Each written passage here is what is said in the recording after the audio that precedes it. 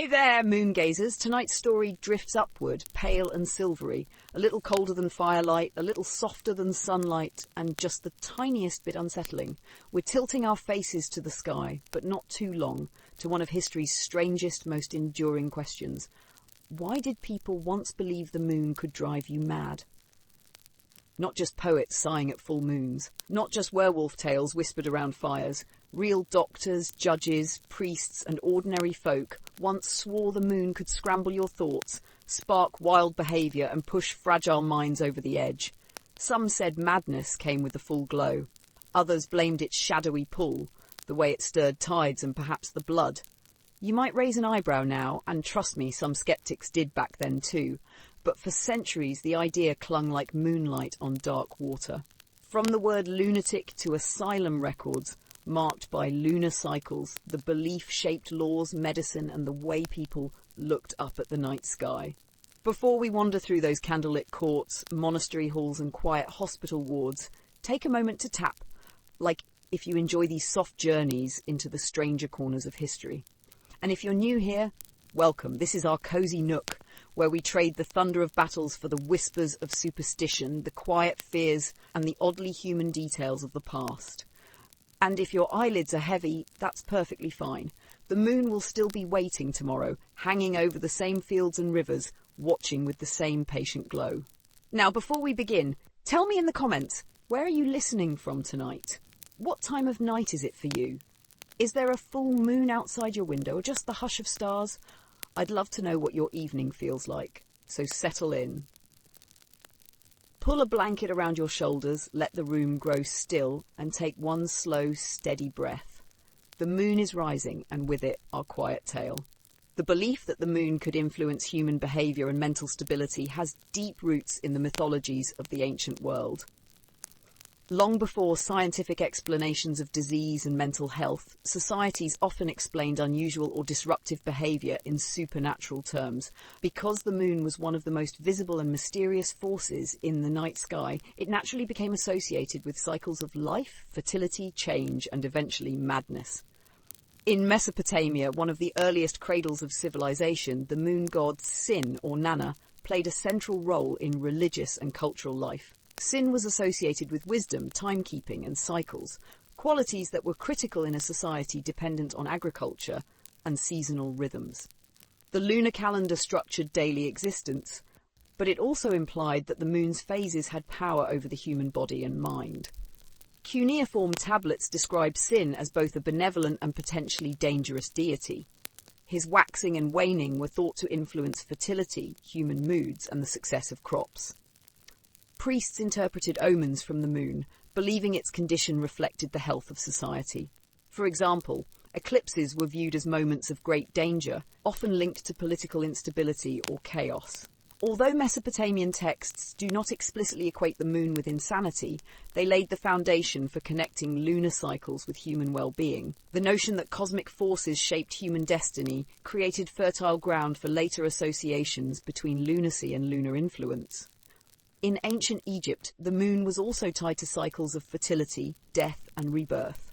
Two primary deities embodied lunar qualities: Khonsu, the moon god, and Thoth, a god associated with wisdom, writing, and measurement, who was sometimes linked to the moon. Khonsu's name literally means traveller, a reference to the moon's journey across the night sky. Egyptians associated his phases with the passage of time, and he was invoked for protection and healing. Thoth, on the other hand, was a more intellectual figure, credited with measuring time, maintaining cosmic order, and overseeing knowledge. Because he was also linked to the regulation of the calendar, his lunar aspects emphasized order and balance. Yet, the Egyptians also acknowledged the moon's role in instability. The unpredictable qualities of moonlight, at times full and bright, at others hidden entirely, could symbolize irregularity in both the natural and human worlds. The Egyptians believed health depended on balance between opposing forces. When that balance was disturbed, illness or madness might follow. The moon, as a celestial body that constantly shifted between light and dark, served as a visible metaphor for the fragile equilibrium of the human mind. Thus, while Egyptian mythology did not directly frame the moon as the cause of insanity, its association with cycles and imbalance contributed to a worldview in which lunar influence could be linked to mental instability. It was in the Greek world that the connection between the moon and madness became more explicit. The Greeks worshipped Selene, the goddess of the moon, as well as Artemis, who in later traditions also carried lunar associations. The Greeks, inheriting earlier Mesopotamian and Egyptian ideas, developed a cosmology in which celestial bodies influenced human affairs more directly. Greek thinkers such as Aristotle and Plutarch speculated on the moon's power over moisture in the body, drawing analogies to the moon's effect on the tides. Because early medical theory, particularly Hippocratic humoral theory, emphasized the role of bodily fluids in determining health, the moon's apparent pull on water was thought to extend to the human brain, an organ rich in moisture. This theoretical link between the moon and the mind provided a natural explanation for why people might become unstable or irrational during certain lunar phases. Greek mythology also reinforced the idea through cultural imagery. The very word lunatic finds its origin in the Latin lunaticus, which itself was derived from Greek and Roman associations between the moon and disordered behaviour. In myths, the moon's influence could inspire passion, frenzy, or madness, qualities seen in stories of gods and mortals who acted irrationally under lunar power. For example, worship practices tied to Artemis and Selene sometimes involved ecstatic rituals, blurring the line between divine inspiration and loss of reason. Despite cultural differences, certain themes repeated across Mesopotamian, Egyptian, and Greek thought. The moon's visibility in the night sky made it one of the most obvious celestial markers of time and change. Its phases embodied cycles of growth, decay, and renewal, which mirrored human experiences of birth, death, and illness. Each civilization linked the moon to knowledge and order: Sin in Mesopotamia, Thoth in Egypt, and Selene or Artemis in Greece. At the same time, they recognized its irregularity and mystery. This dual nature, both orderly and unpredictable, made it a powerful symbol for explaining mental instability. By the time Roman writers absorbed Greek and earlier traditions, the connection between the moon and madness was firmly established. The foundations laid by these ancient mythologies gave rise to enduring cultural associations that would persist throughout the Middle Ages and beyond, embedding the moon into medical, legal, and popular understandings of insanity. Selene was the direct personification of the moon in Greek mythology. She was typically depicted as a radiant goddess driving a silver chariot across the night sky, her presence marking the waxing and waning phases of the moon. Unlike other deities who had multiple domains, Selene's identity was tightly bound to the moon itself, which gave her extraordinary symbolic significance. Selene's myths often highlighted her influence over sleep, dreams, and desire.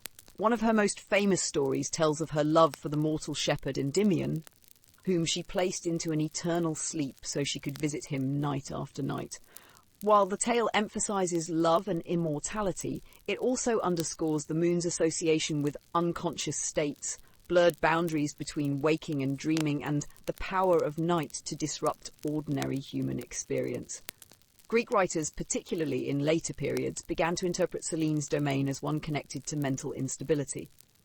Because her light was both changeable and unpredictable, bright at the full moon, absent during the new moon, she became linked to inconsistency and irregularity. This mirrored the way madness was often described: unstable, cyclical, and beyond rational control. While Selene represented the moon itself, Artemis, the goddess of the hunt, wild animals, and virginity, eventually acquired strong lunar associations. By the classical and Hellenistic periods, Artemis and Selene were sometimes blended in worship, their qualities overlapping in rituals and iconography. Artemis's connection to the moon emphasized her role as a goddess of cycles, particularly those tied to women. She was invoked in matters of fertility, childbirth, and menstruation, all of which were linked to lunar rhythms. This association between the moon and the female body strengthened cultural beliefs that women were especially vulnerable to lunar influence. In antiquity, conditions such as hysteria or sudden changes in mood were often blamed on disturbances tied to the moon, reinforcing gendered stereotypes about instability. Artemis's fiercer aspects also contributed to the link between lunar deities and irrational states.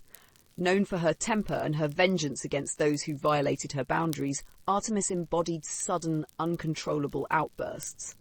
This volatility, when combined with her lunar identity, further cemented the idea that the moon could provoke behaviour outside of reason or social order.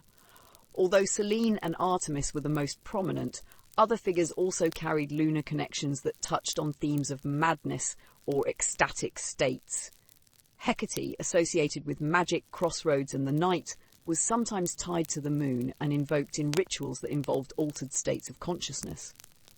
Hecate's worshippers practiced nocturnal rites that outsiders often described as frenzied or irrational. Greek religious practices also reinforced lunar influence through timing. Festivals and rituals were frequently organised according to the lunar calendar. Full moons, in particular, were occasions for public celebrations and sacred rites, many of which involved music, dance, and activities that blurred the line between controlled ritual and ecstatic experience. In this sense, the moon was not only a backdrop for cultural life, but also a rhythm that shaped moments when people entered states of collective intensity, experiences that ancient observers could interpret as madness or possession. The presence of Selene, Artemis, and other lunar figures in Greek mythology did more than populate stories. It provided imagery that later philosophers and physicians could draw upon when explaining mental instability. The cyclical brightness and darkness of the moon became a natural metaphor for the unpredictable cycles of mental illness. Just as the moon could not be controlled by mortals, neither could the disordered mind. This metaphor gained traction as medical writers began to combine mythological imagery with natural philosophy. The brain, understood as moist and sensitive, was believed to respond to the moon in the same way that the seas responded to lunar tides. Thus, Selene's glow and Artemis's cycles were not only mythological explanations, but also functional analogies for what was happening inside the human body. The influence of Selene and Artemis on the cultural imagination extended beyond Greece.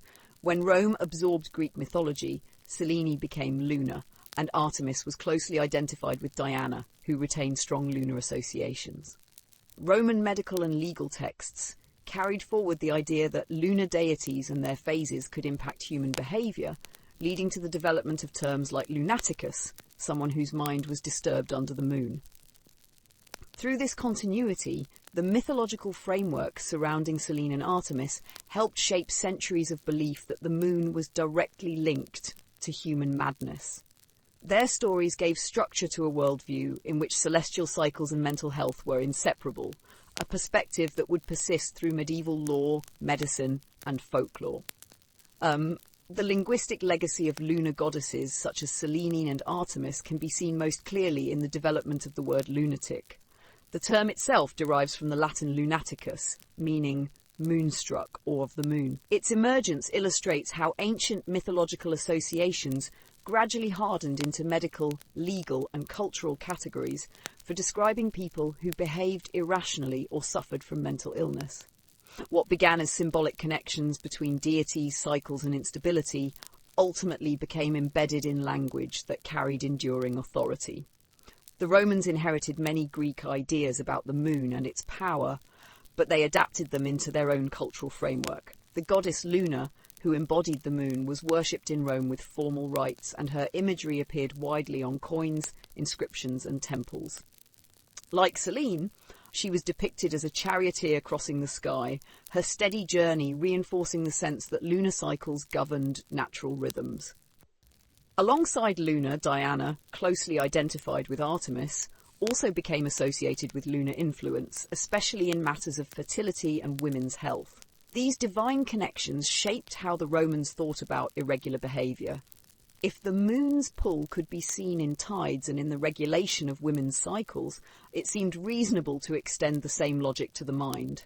Latin writers of the 1st centuries BCE and CE began to use lunaticus to describe people believed to be temporarily unstable under the moon's influence. The word appeared in both medical and non-medical contexts, suggesting that it was part of general cultural vocabulary rather than confined to specialist knowledge. In Roman medical writings, Physicians who worked within the framework of humoral theory often suggested that lunar phases could aggravate conditions such as epilepsy, melancholy, or mania. These disorders were thought to arise when the body's fluids fell out of balance, and because the moon was believed to exert a pull on moisture, it was considered capable of disturbing the delicate equilibrium inside the human brain.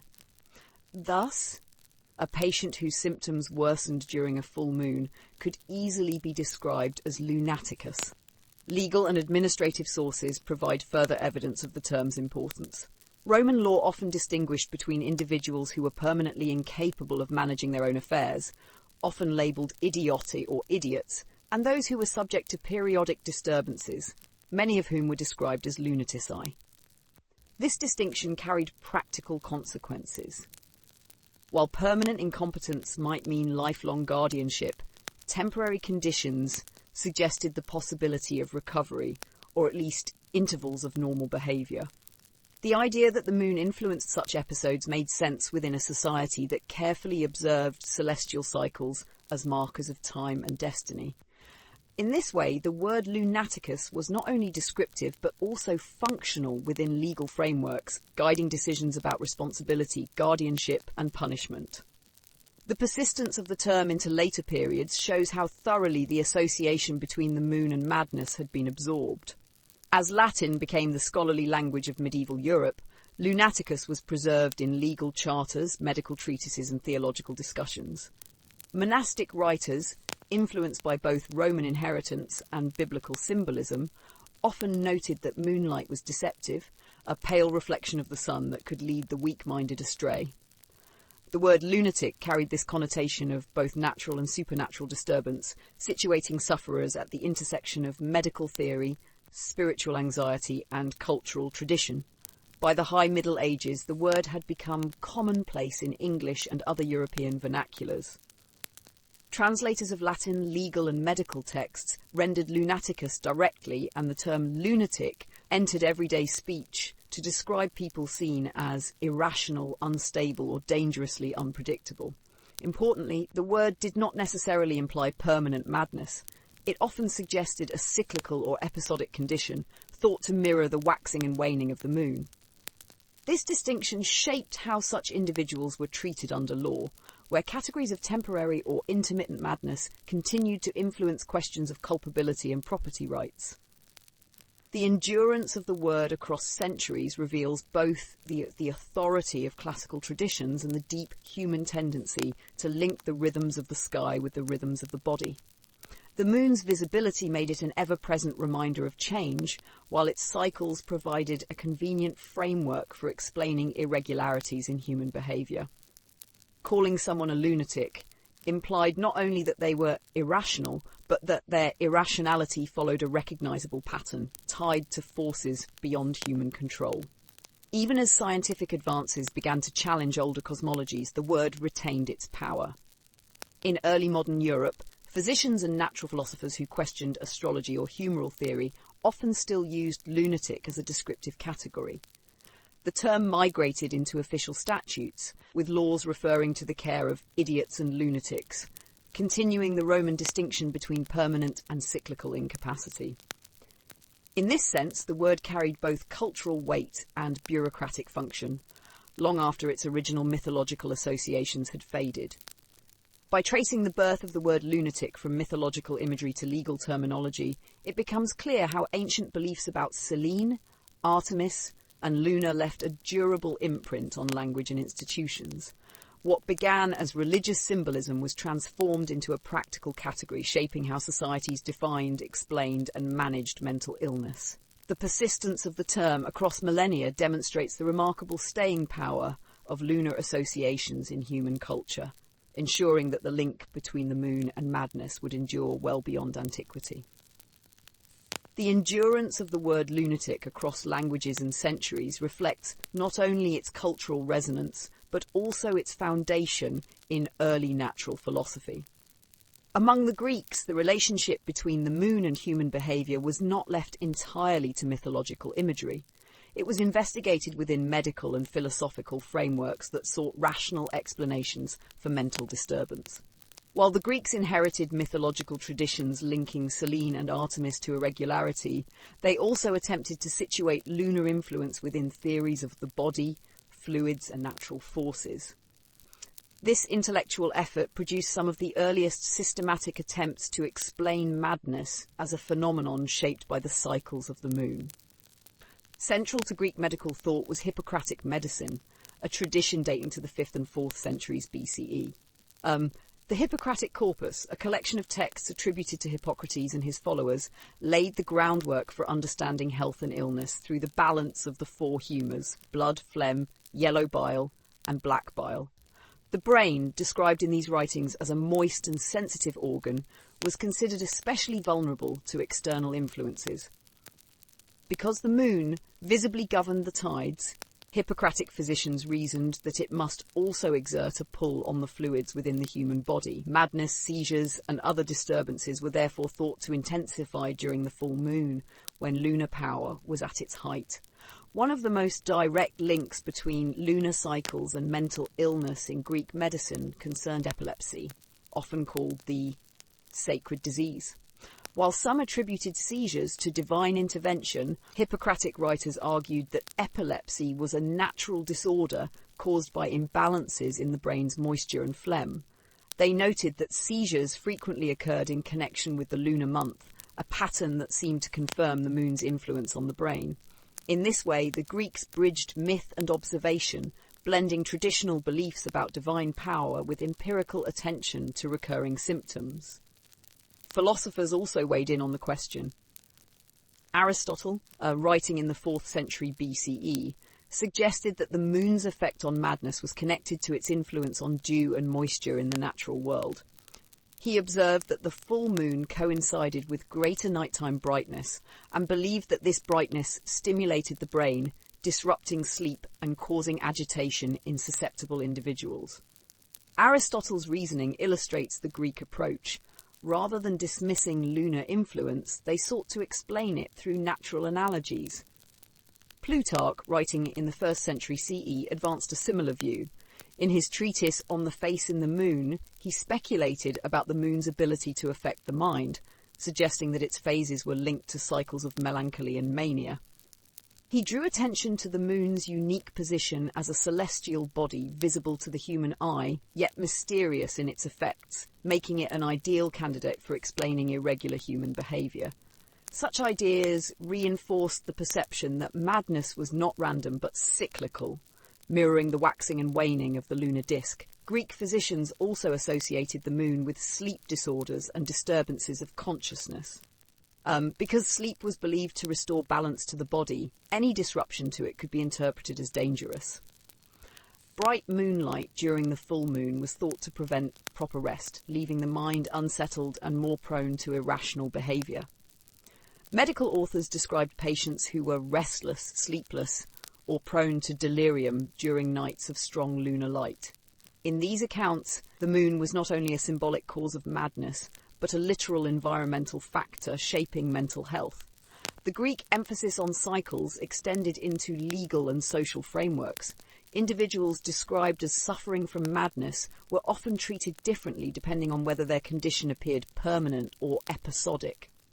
Those whose instability seemed to follow lunar phases could be seen as less permanently afflicted, their condition understood as a temporary imbalance linked to external forces. This idea would later influence Roman legal categories of lunaticus and persist into medieval definitions of lunacy, where periodicity remained an important distinction. What is striking about Greek theories is how they combined observation, analogy, and tradition. While myths of Selene and Artemis established the moon as a powerful force over human life, physicians and philosophers reinforced these ideas with naturalistic explanations. The moon's control over tides, its visible cycles, and its brightness at night all provided plausible reasons to believe it shaped human minds. Madness, rather than being an entirely mysterious or divine punishment, could thus be explained through the interaction of body and cosmos. These theories did not amount to science in the modern sense, but they represented a crucial step toward medicalizing madness. By situating mental illness within patterns observable in the natural world, the Greeks created a framework in which lunar influence seemed both rational and predictable. Their conclusions would be transmitted to the Romans, codified in language and law, and passed into the intellectual traditions of medieval Europe. Even as skepticism about astrology grew in later centuries, the association between the full moon and madness remained stubbornly resilient, supported by this early synthesis of myth and medicine.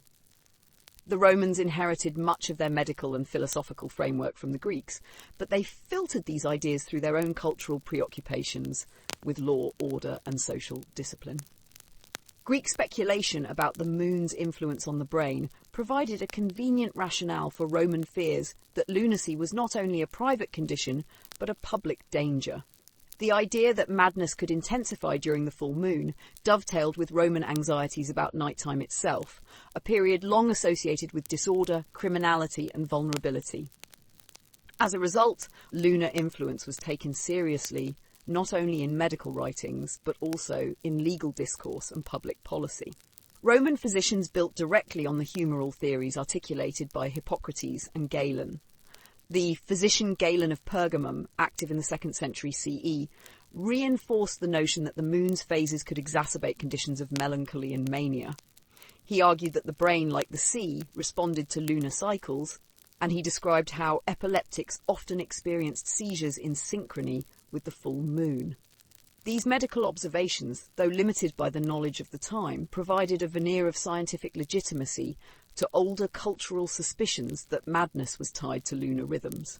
For Roman society, such explanations made the moon an agent not just of bodily imbalance, but of civic disruption.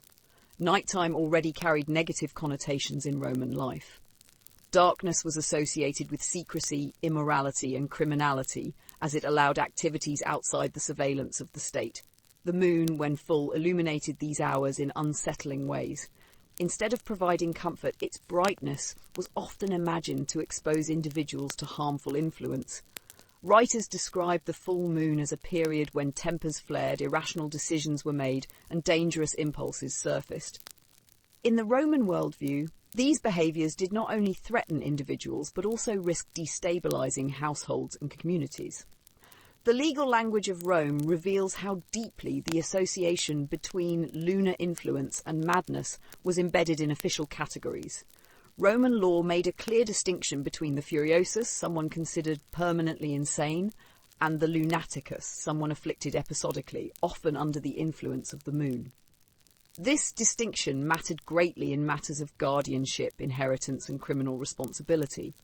While a furiosus might be permanently barred from managing property or representing themselves in legal matters, a lunaticus could, during periods of lucidity, exercise certain rights. The implication was that the law recognised lunar influence as a real and observable factor in mental health, one that structured the obligations of families and communities. Roman literature and philosophy also reflected the cultural anxiety surrounding lunar madness.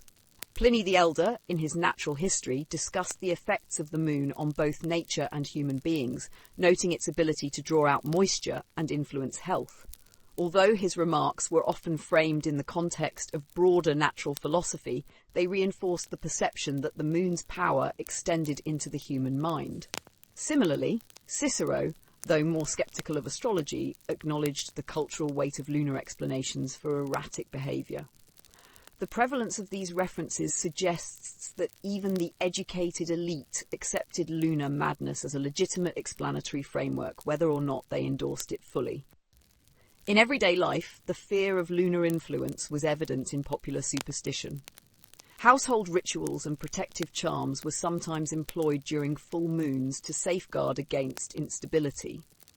Individuals suffering from epilepsy or recurring mental distress were watched more carefully during these nights. Medical writers prescribed rest and avoidance of stress during lunar transitions, advice that reflected both professional opinion and common sense observation. Although these practices may not have been uniform across the empire, they demonstrate that the fear of the moon's impact was not restricted to scholars or doctors, but circulated widely among ordinary Romans. The Roman military, a vital institution for the empire's stability, also paid attention to lunar cycles. Records suggest that full moons were considered dangerous times for unrest among troops, with superiors sometimes attributing outbreaks of violence or disorder to lunar influence. While it is difficult to disentangle genuine observation from cultural expectation, these examples show how far the fear of night madness extended into public life. The moon was not merely a background feature of the sky, but an active factor in how Romans understood behaviour, discipline and authority. The persistence of these fears explains why the terminology of lunaticus survived so seamlessly into medieval law and medicine. By embedding lunar influence in both scientific reasoning and legal practice, the Romans gave durable form to a belief that had previously been grounded mainly in myth and observation. For Roman society, the moon was not an abstract symbol of change, but a concrete influence that shaped how people thought about madness, responsibility, and social order. In this way, Roman fears of night madness bridged the gap between ancient Greek speculation and the structured frameworks of later European institutions. The combination of medical theory, legal categories, and everyday superstition ensured that the idea of lunar influence was carried forward with remarkable continuity. Even as new medical theories emerged in the medieval period, the Roman legacy of categorizing madness in relation to the moon provided the foundation for centuries of belief that the full moon did not simply illuminate the night, but actively unsettled the human mind. The Roman conviction that the moon influenced human behaviour was not formed in isolation, but was reinforced by the widespread authority of astrology. Astrology, which developed in Mesopotamia and spread throughout the Mediterranean world, provided a systematic framework for understanding how celestial bodies shaped earthly affairs. By the time of the Roman Empire, astrological doctrines had become deeply integrated into medicine, philosophy, and daily life. Within this worldview, the moon was not merely a light in the sky, but an active agent whose phases, positions, and alignments could be used to predict and explain health, temperament, and mental instability. The origins of this tradition lie in Babylonian star watching, where scholars kept detailed records of the heavens and correlated celestial events with political, agricultural, and human outcomes. From as early as the first millennium BCE, lunar eclipses, conjunctions, and phases were interpreted as signs of fortune or disaster. These records were less concerned with individual psychology and more with collective destiny, but they provided the foundation for later astrological systems that connected the moon directly to the human body. When astrology spread to the Hellenistic world after Alexander's conquests, Greek thinkers adapted these ideas to their own medical and philosophical traditions, bringing lunar influence into the sphere of personal health. By the 2nd century BCE, Hellenistic astrology was organized into a sophisticated system that linked celestial movements to the lives of individuals. In this model, the moon was associated with the body, emotions, and changeability. Its speed and brightness set it apart from the more distant planets, and its visible phases suggested a direct influence on cyclical patterns within human life. Astrological manuals described the moon as ruling moisture, fertility, and the mind's receptivity. When the moon was well aligned with beneficent planets like Jupiter or Venus, it was thought to promote health and balance. When poorly aligned, particularly during its fullness or eclipse, it was believed to generate instability, melancholy, or madness. Roman writers absorbed these astrological doctrines and wove them into both scholarly and popular culture. Manilius, a poet of the early 1st century CE, wrote an extensive astrological epic, the Astronomica, which emphasized the moon's authority over human fate. While his language was literary, it echoed technical handbooks that circulated among practitioners. For physicians, these ideas were more than superstition. They were tools for diagnosis and treatment. Medical astrology became a standard component of Roman and medieval practice, with doctors consulting lunar calendars to determine when to administer medicines, perform surgeries, or predict the course of an illness. The notion that mental disturbances waxed and waned with the moon fit neatly into this framework, providing apparent evidence that astrology reflected observable reality. The alignment of lunar phases with human behaviour was also noted in Roman calendars and almanacs. Days of the lunar month were marked as favourable or unfavourable for particular activities, including travel, trade, or legal proceedings. Full moons were frequently cautioned against, being seen as moments of excess when passions ran high and judgment faltered. Such warnings reinforced the association between lunar cycles and erratic conduct, normalising the idea that people might act irrationally during these times. For those who already feared madness, these calendrical systems offered confirmation that the heavens themselves sanctioned their concerns. The moon's role in astrology also intersected with gendered ideas about health and instability. Because women's reproductive cycles were linked to lunar months, astrologers often emphasized the moon's influence on women's bodies and minds. This reinforced older stereotypes of female irrationality and volatility, attributing them not only to biology but to cosmic forces. In turn, this made women appear particularly susceptible to madness or hysteria during certain lunar phases, an idea that would persist well into the early modern period. Thus, astrology did not only explain irregular behaviour in general, but provided a rationale for why it appeared more frequently among certain groups. Despite the prestige of astrology, scepticism existed. Figures like Cicero openly criticised the notion that celestial bodies could dictate individual behaviour. In On Divination, he argued that astrology lacked rational proof and conflicted with the principle of free will. Yet even Cicero's critique acknowledged how widely accepted these beliefs had become, and his arguments did little to dislodge astrology's influence in Roman society. Physicians continued to consult lunar charts, judges used terms like lunaticus, and ordinary people adjusted their behaviour to match the warnings of lunar calendars. The alignment of lunar phases with madness thus rested on a convergence of traditions: Mesopotamian omen reading, Greek humoral theory, and Roman legal categories. Astrology provided the intellectual glue that bound these together into a coherent system, one that appeared to explain both individual episodes of mental disturbance and broader patterns of human behaviour. Because it linked madness to visible and predictable cycles, it gave people a way to anticipate, manage, and justify behaviours that might otherwise seem inexplicable. This integration of astrology into medicine and law ensured that the association between the moon and madness did not fade with the collapse of Rome. Instead, it was transmitted into the medieval world, where lunar calendars and astrological manuals continued to guide doctors, judges, and ordinary households. The Roman synthesis of astrology and lunar influence created a durable framework in which madness was not random, but aligned with the rhythms of the heavens.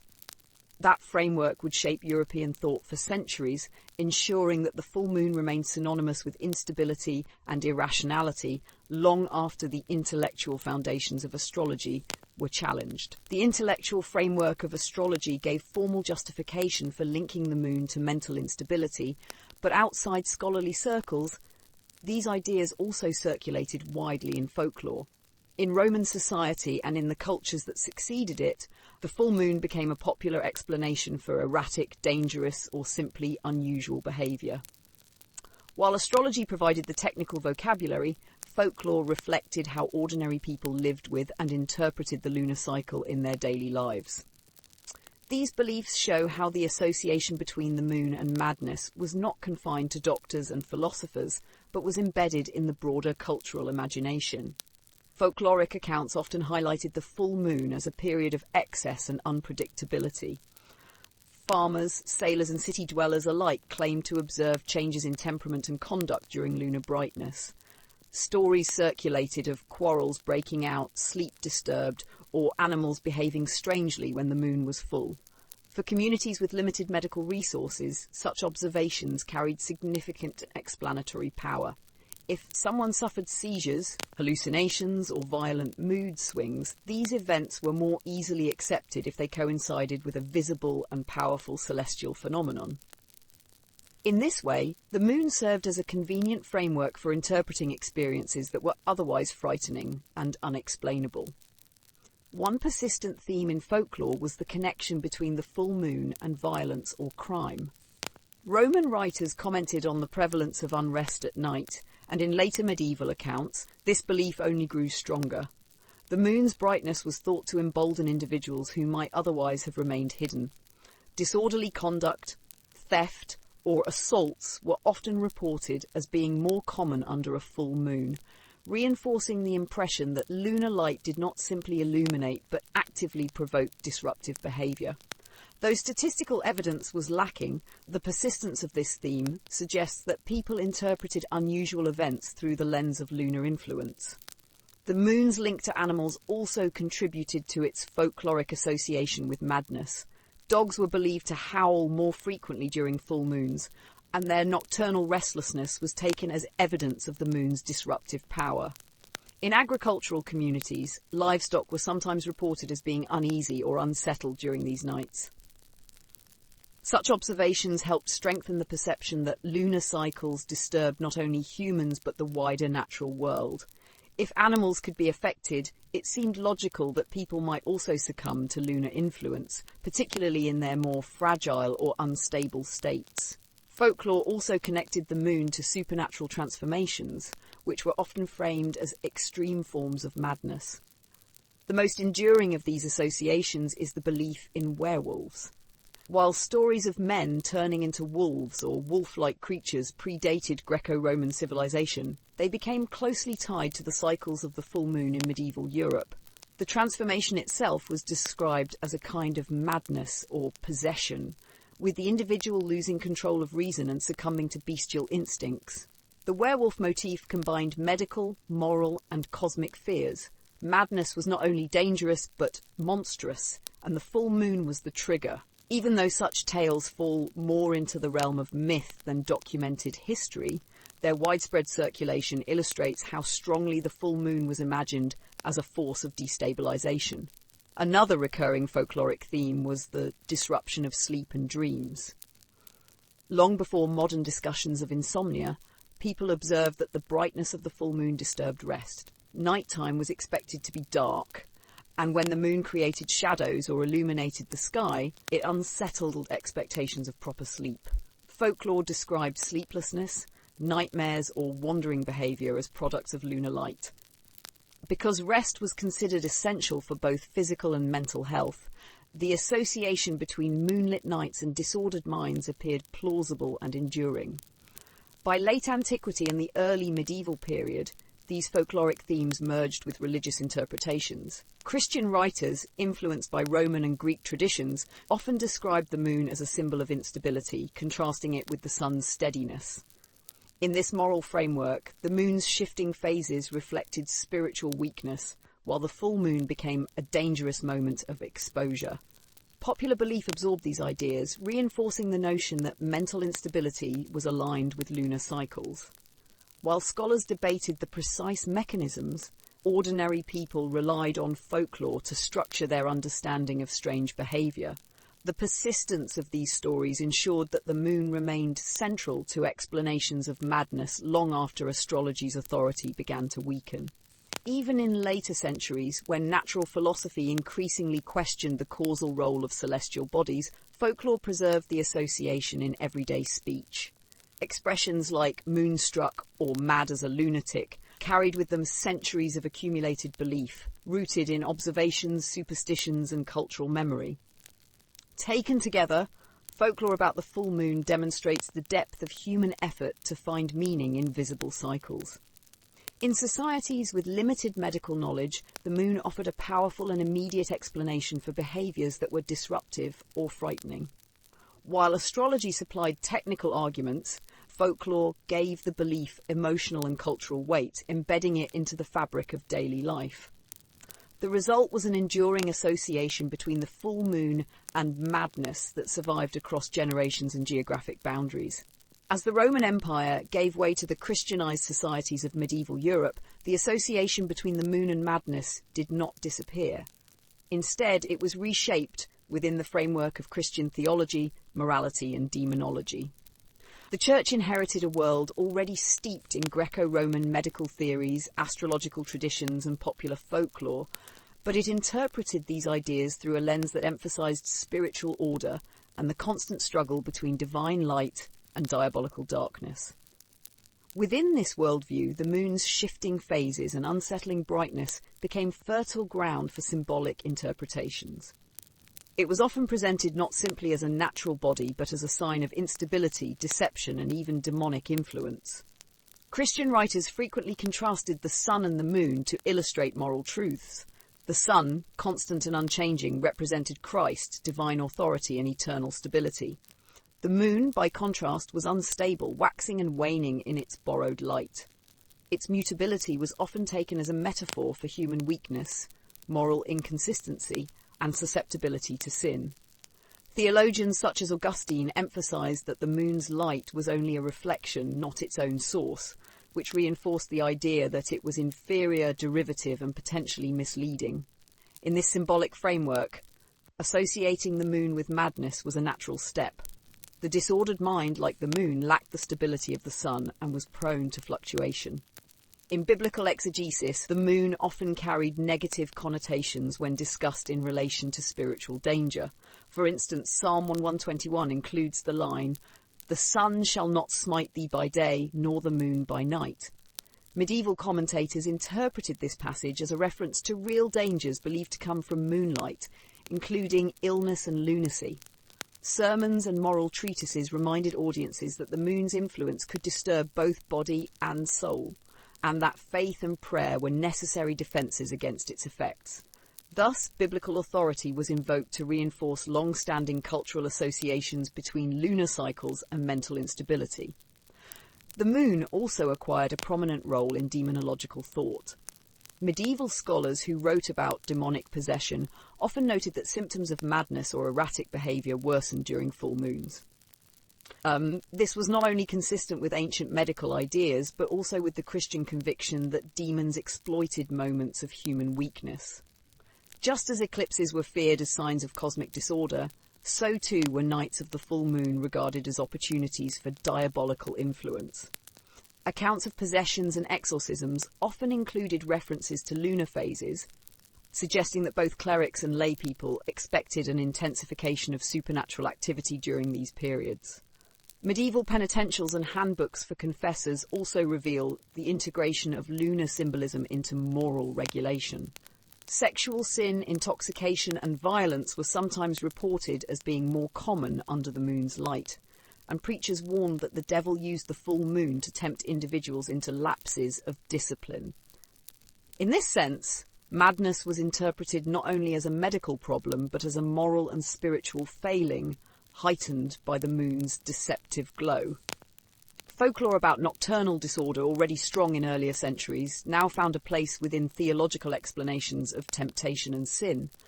Astrology, though officially condemned by the Church in many periods, continued to inform popular and even clerical belief.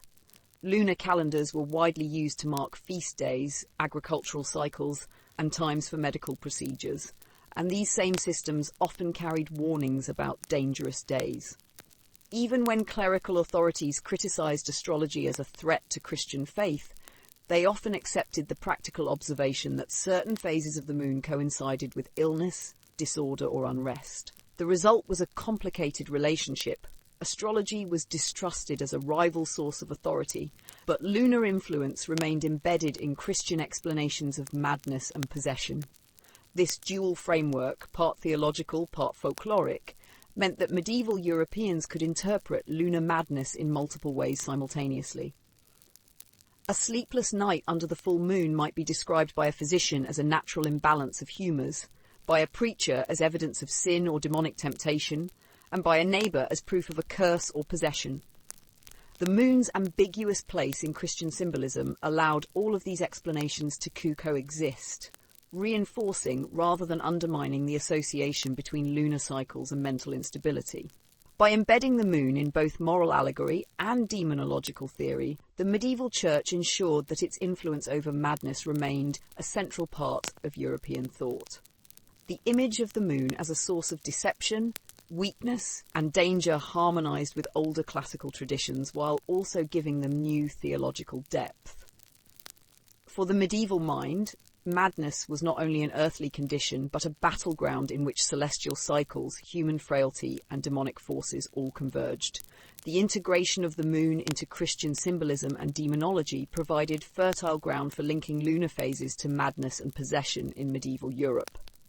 If the moon was a sign of instability and an opportunity for demonic interference, then episodes of disordered behaviour or mental breakdowns could be interpreted as manifestations of spiritual warfare intensified by lunar light. This framework was reinforced not only through theological writings, but also through the rituals and practices that ordinary people used to protect themselves or confront perceived threats.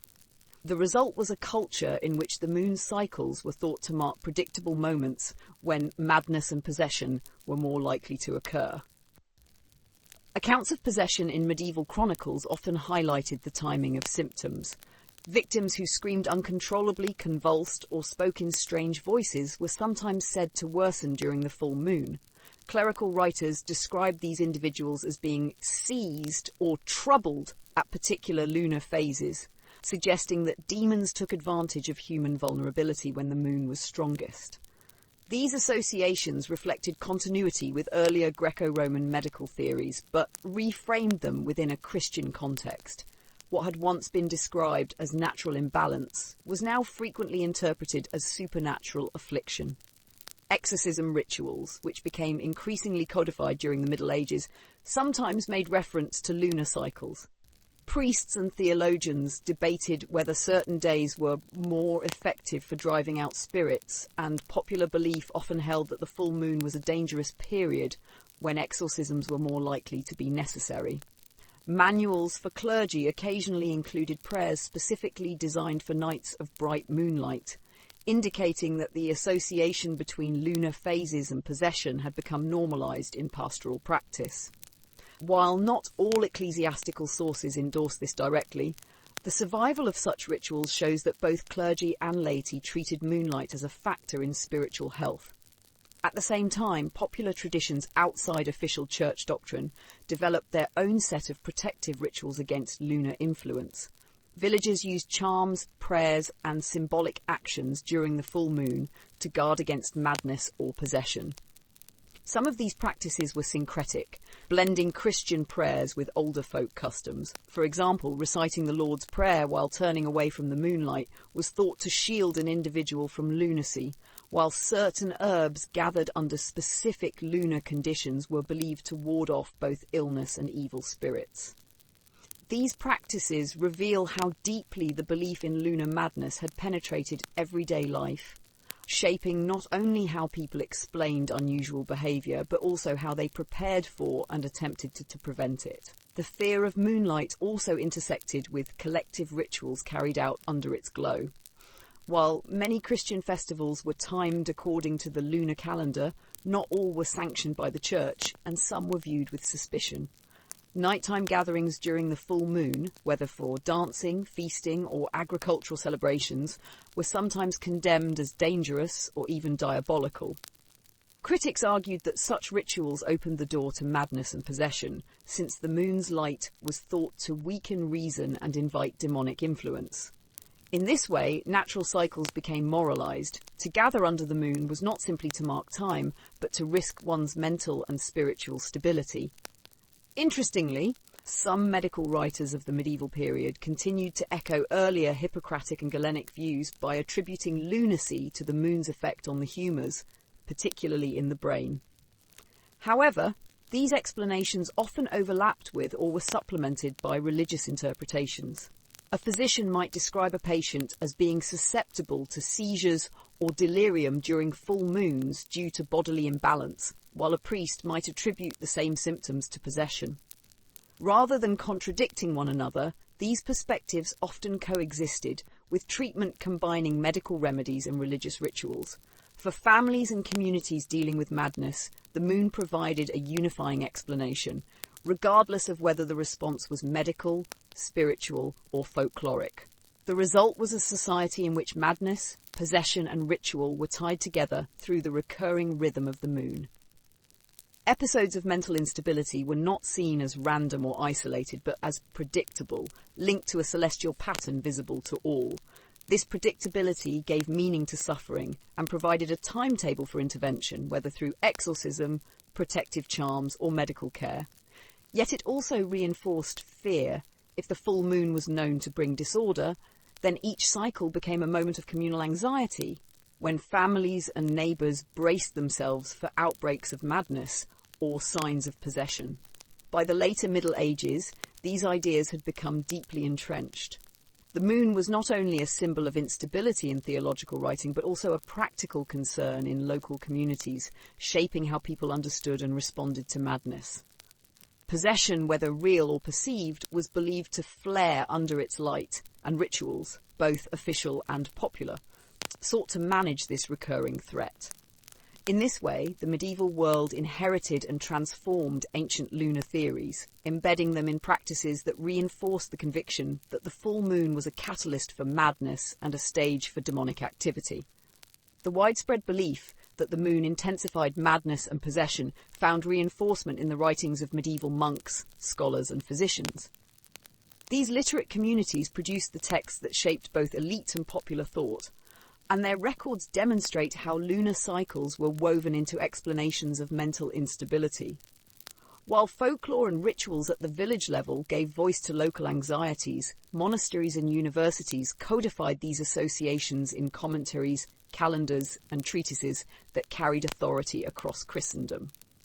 The moon, already embedded in Christian symbolism and demonological narratives, became a practical reference point in both monastic observation and medical diagnosis.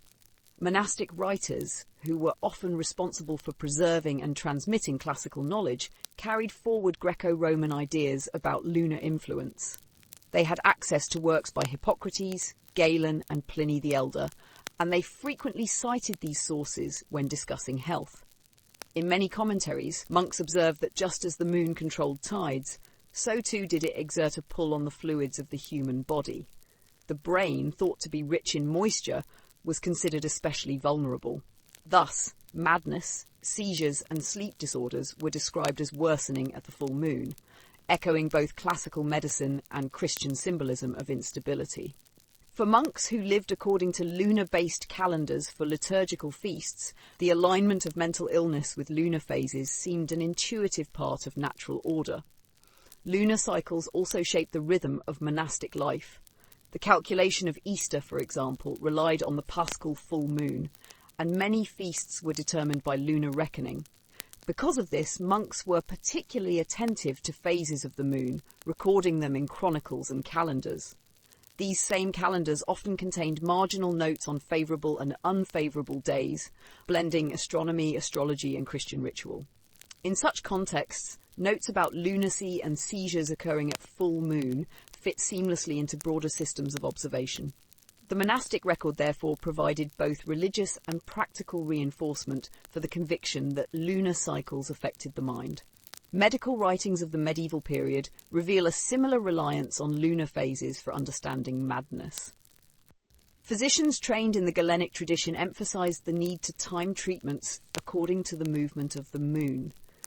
Bleeding, purging, and the administration of medicines were often scheduled in accordance with lunar calendars. Medical handbooks advised caution during full moons when the body was thought to be at its most unstable. This guidance extended to the treatment of mental disorders. Some texts recommended avoiding invasive procedures or strong medicines at times when the moon was full, since patients were believed to be more volatile and harder to manage. The moon was particularly associated with epilepsy, which was frequently linked to madness. Medical writers described how epileptic fits appeared to increase in frequency or severity during full moons.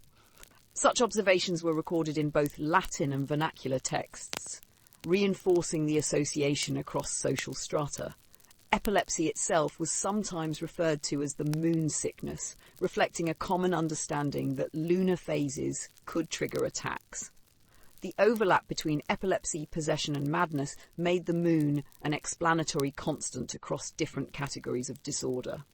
Monastic infirmaries and hospitals attached to religious houses sometimes recorded cases of lunacy in their registers, and though details are sparse, references to the timing of symptoms occasionally appear. These records show that clerical observers expected illness to follow lunar rhythms and often interpreted unusual behaviour in relation to them. Theologians writing about the care of the sick also folded lunar cycles into their advice, cautioning caregivers to remain vigilant during full moons. In this way, monastic and medical literature reinforced each other, shaping how both clergy and lay people understood mental instability. The coexistence of natural and supernatural explanations is evident in these writings. Physicians explained madness in terms of humoral imbalance exacerbated by lunar pull, while monks and theologians warned that demons might exploit the same lunar moments to attack the vulnerable. The shared emphasis on timing meant that both perspectives could agree on the practical observation. People seemed more prone to instability during certain lunar phases. This consensus, despite differing causes, further entrenched the association in medieval culture. Over time, such writings created a structured framework in which madness was not random but cyclical, tied to visible signs in the heavens. By recording and transmitting these beliefs, monasteries and universities gave them intellectual legitimacy, ensuring that the idea of lunar influence on mental health remained authoritative. Even as some scholars expressed skepticism about astrology, few rejected the notion that the moon's cycles affected the body and mind. Thus, monastic and medical texts served as bridges between folklore and formal knowledge. They preserved classical theories, integrated them into Christian cosmology, and applied them to practical care. In doing so, they gave written permanence to the conviction that lunacy was a phenomenon bound to the moon's phases. For medieval Europeans, madness was not only a spiritual or physical disorder, but also a reflection of celestial order, as recorded in the very manuscripts that structured their understanding of the world. The medieval conviction that lunar cycles affected madness owed much to the preservation of classical medical ideas, particularly those associated with Hippocrates and the humoral theory. While Christian theologians emphasized spiritual instability and demonic temptation, physicians framed the matter in terms of bodily balance. Their explanations, though couched in natural philosophy rather than theology, harmonized with popular belief because they offered a rational mechanism by which the moon could influence the mind. The endurance of these theories across antiquity and the Middle Ages ensured that the moon remained central to medical understandings of mental health. The Hippocratic corpus, a body of medical writings dating from the 5th and 4th centuries BCE, placed special emphasis on the role of natural causes in disease. Rejecting explanations rooted in divine punishment, Hippocratic physicians argued that illnesses, including those affecting the mind, arose from imbalances in the body's humours: blood, phlegm, yellow bile and black bile. Health was the product of balance, while disease reflected disproportion.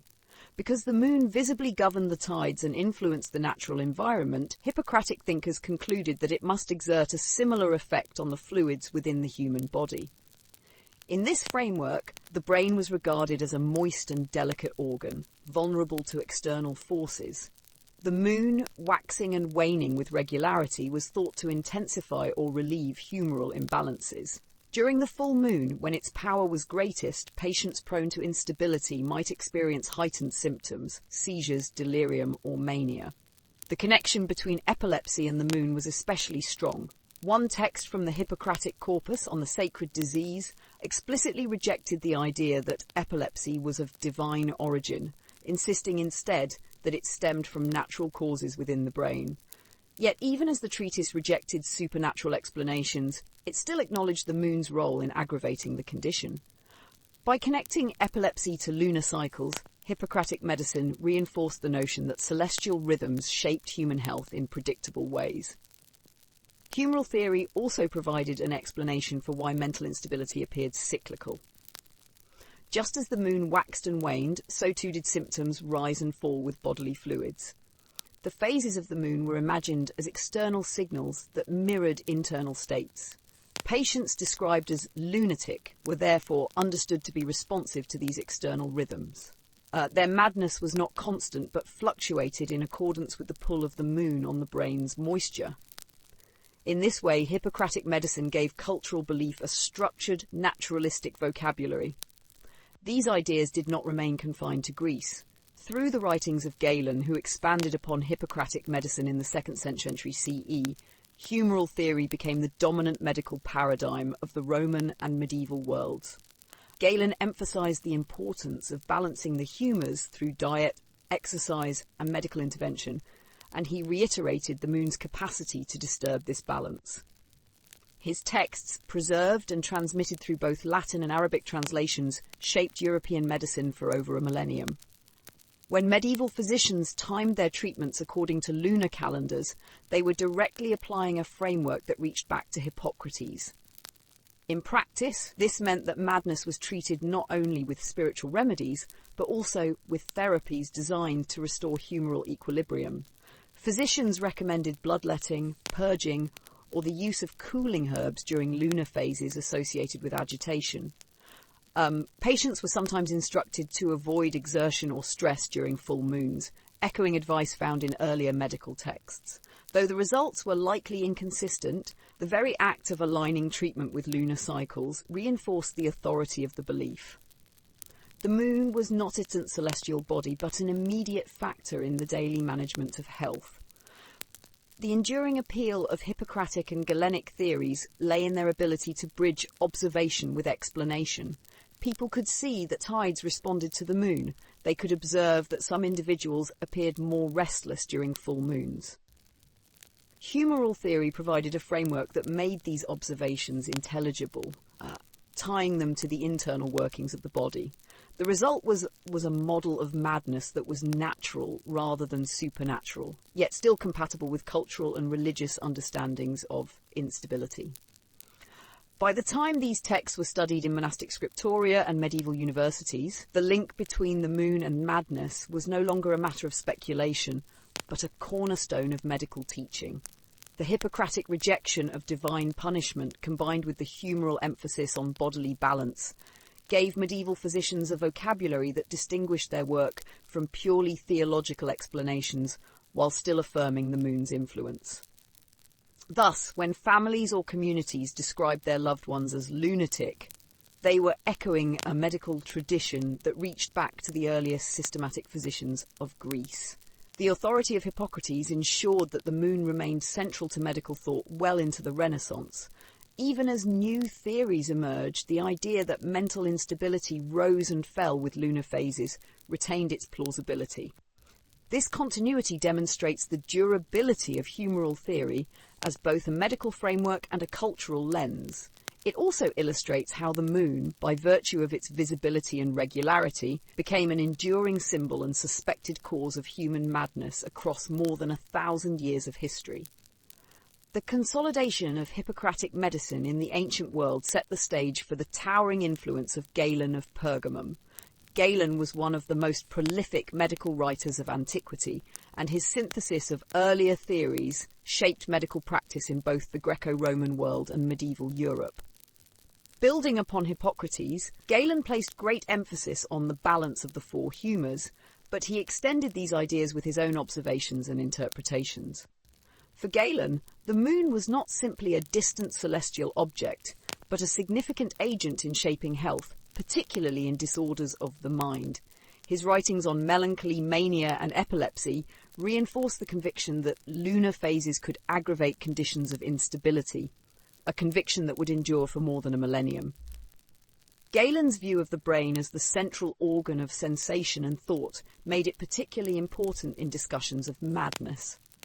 Like Hippocrates, he considered the brain moist and vulnerable to external influences, but he systematized the argument by drawing analogies between the moon's power over tides and its supposed influence on bodily fluids. He noted that patients suffering from mania or melancholy often showed cyclical patterns in their symptoms, and he interpreted these fluctuations as evidence of lunar action. For Galen, the moon's waxing and waning aligned with changes in the body's moisture and heat, which in turn affected mental stability. One of Galen's most enduring contributions was his analysis of melancholia, a condition associated with an excess of black bile. Melancholy was characterized by sadness, irrational fears, delusions, or obsessive thoughts, and Galen acknowledged its potential to evolve into full mania. In his case studies, he observed that patients sometimes worsened at predictable intervals, and he tied these episodes to the phases of the moon. The idea that lunar cycles could intensify my melancholy made intuitive sense within the humoral framework. Just as the moon drew fluids in the natural world, it could disturb the delicate balance within the human body, allowing black bile to accumulate and dominate. Galen also wrote extensively on epilepsy, which had long been regarded as a sacred disease, but which he, following Hippocrates, explained as a disorder rooted in natural causes. He described how seizures often coincided with lunar phases, particularly the full moon, and used this correlation as evidence of the moon's influence on the nervous system. In his interpretation, epilepsy and madness were not wholly distinct, but overlapping conditions, both exacerbated by lunar rhythms.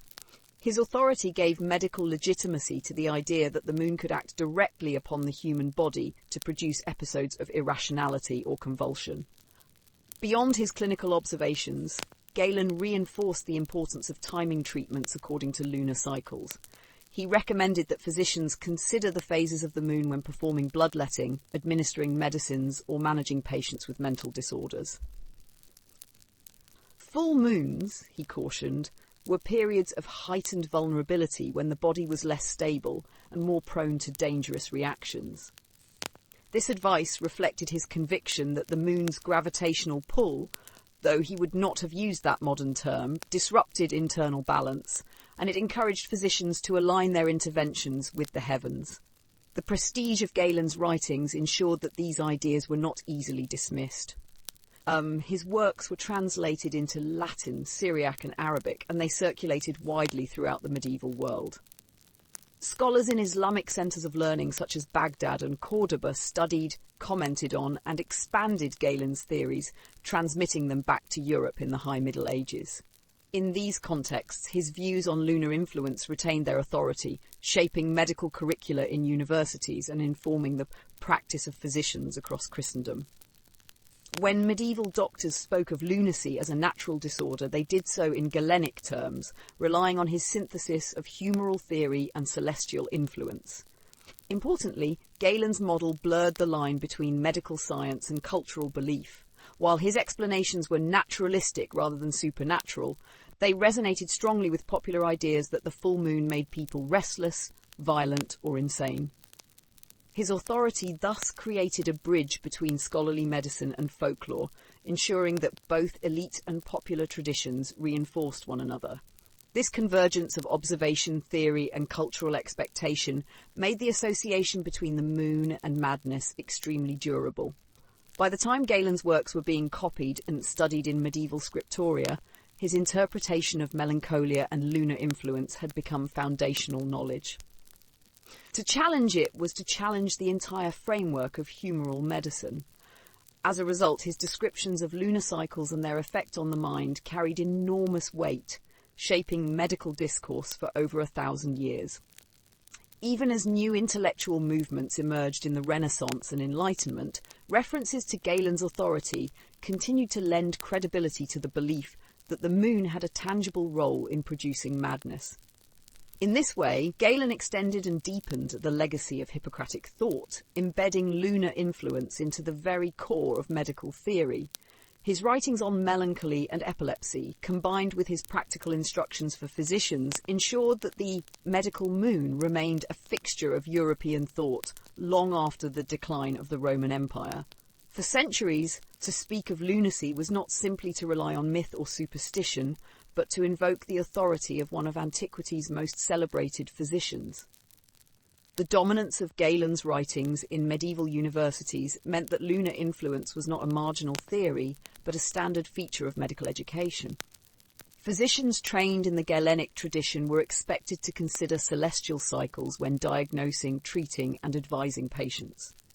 This practice extended naturally into the realm of mental illness, where conditions such as melancholia, mania, and epilepsy were understood to worsen under the moon's influence. For medieval physicians, it was therefore not enough to prescribe medicines or procedures in isolation. Treatments needed to be aligned with lunar phases to ensure their effectiveness and to avoid harm. Medical handbooks and practical regimens written in Latin frequently included references to the moon when outlining therapies for the unstable mind. Physicians recommended that bloodletting, a central intervention in humoral medicine, should be timed carefully according to lunar cycles. Performing bloodletting during the full moon was often discouraged, since the body was believed to be at its weakest and most vulnerable. Instead, physicians suggested the waning moon as a safer period when the pull of lunar light was receding and the body's fluids were thought to be more stable. Such instructions were not confined to obscure texts, but circulated widely, shaping the routines of medical practice across Europe. The moon's phases also influenced the administration of herbal remedies and potions. Plants associated with cooling properties, such as lettuce, poppy, or violets, were prescribed to calm patients during periods of agitation believed to coincide with the full moon. Physicians recommended these remedies to counteract the heat and dryness thought to emerge when black bile or yellow bile was stirred by lunar activity. Recipes preserved in monastic medical compendia often specify that herbs should be gathered or administered in accordance with lunar calendars, reflecting the conviction that celestial timing could alter their potency. For sufferers of lunacy, these treatments reinforced the sense that their illness was linked not only to the body but to the heavens. Physicians also advised changes in diet and lifestyle tied to lunar influence. Patients prone to agitation or melancholy were urged to avoid excessive wine or rich foods during the full moon, since indulgence was thought to exacerbate humoral imbalance. Rest and quiet were recommended, along with avoidance of bright moonlight. Some medical texts even cautioned against travel or strenuous labour during certain lunar days, suggesting that exposure to lunar phases could provoke episodes of madness or relapse in vulnerable individuals. In this sense, medical advice blended seamlessly with cultural fears, offering patients and families practical steps for navigating what they believed to be dangerous times. The persistence of lunar prescriptions is particularly visible in astrological medicine, which became deeply integrated into medieval practice. Physicians frequently consulted almanacs and lunar charts to guide their treatments. Universities taught courses in astrology alongside medicine, and many practitioners believed that the position of the moon relative to other planets determined the outcome of illness. For mental disorders, the full moon was consistently marked as a period of instability when caution was required. This alignment between medical and astrological practice gave patients confidence that their physicians were drawing on both natural and celestial knowledge, reinforcing the authority of lunar cures. Hospital and infirmary records, though often fragmentary, occasionally note treatments tied to lunar phases. At institutions run by monastic orders, patients described as lunatic or suffering from moonstruck conditions were sometimes managed with both spiritual care and medical remedies scheduled by the lunar calendar. Caregivers monitored the timing of symptoms, noting whether seizures or delusions worsened with the moon's waxing.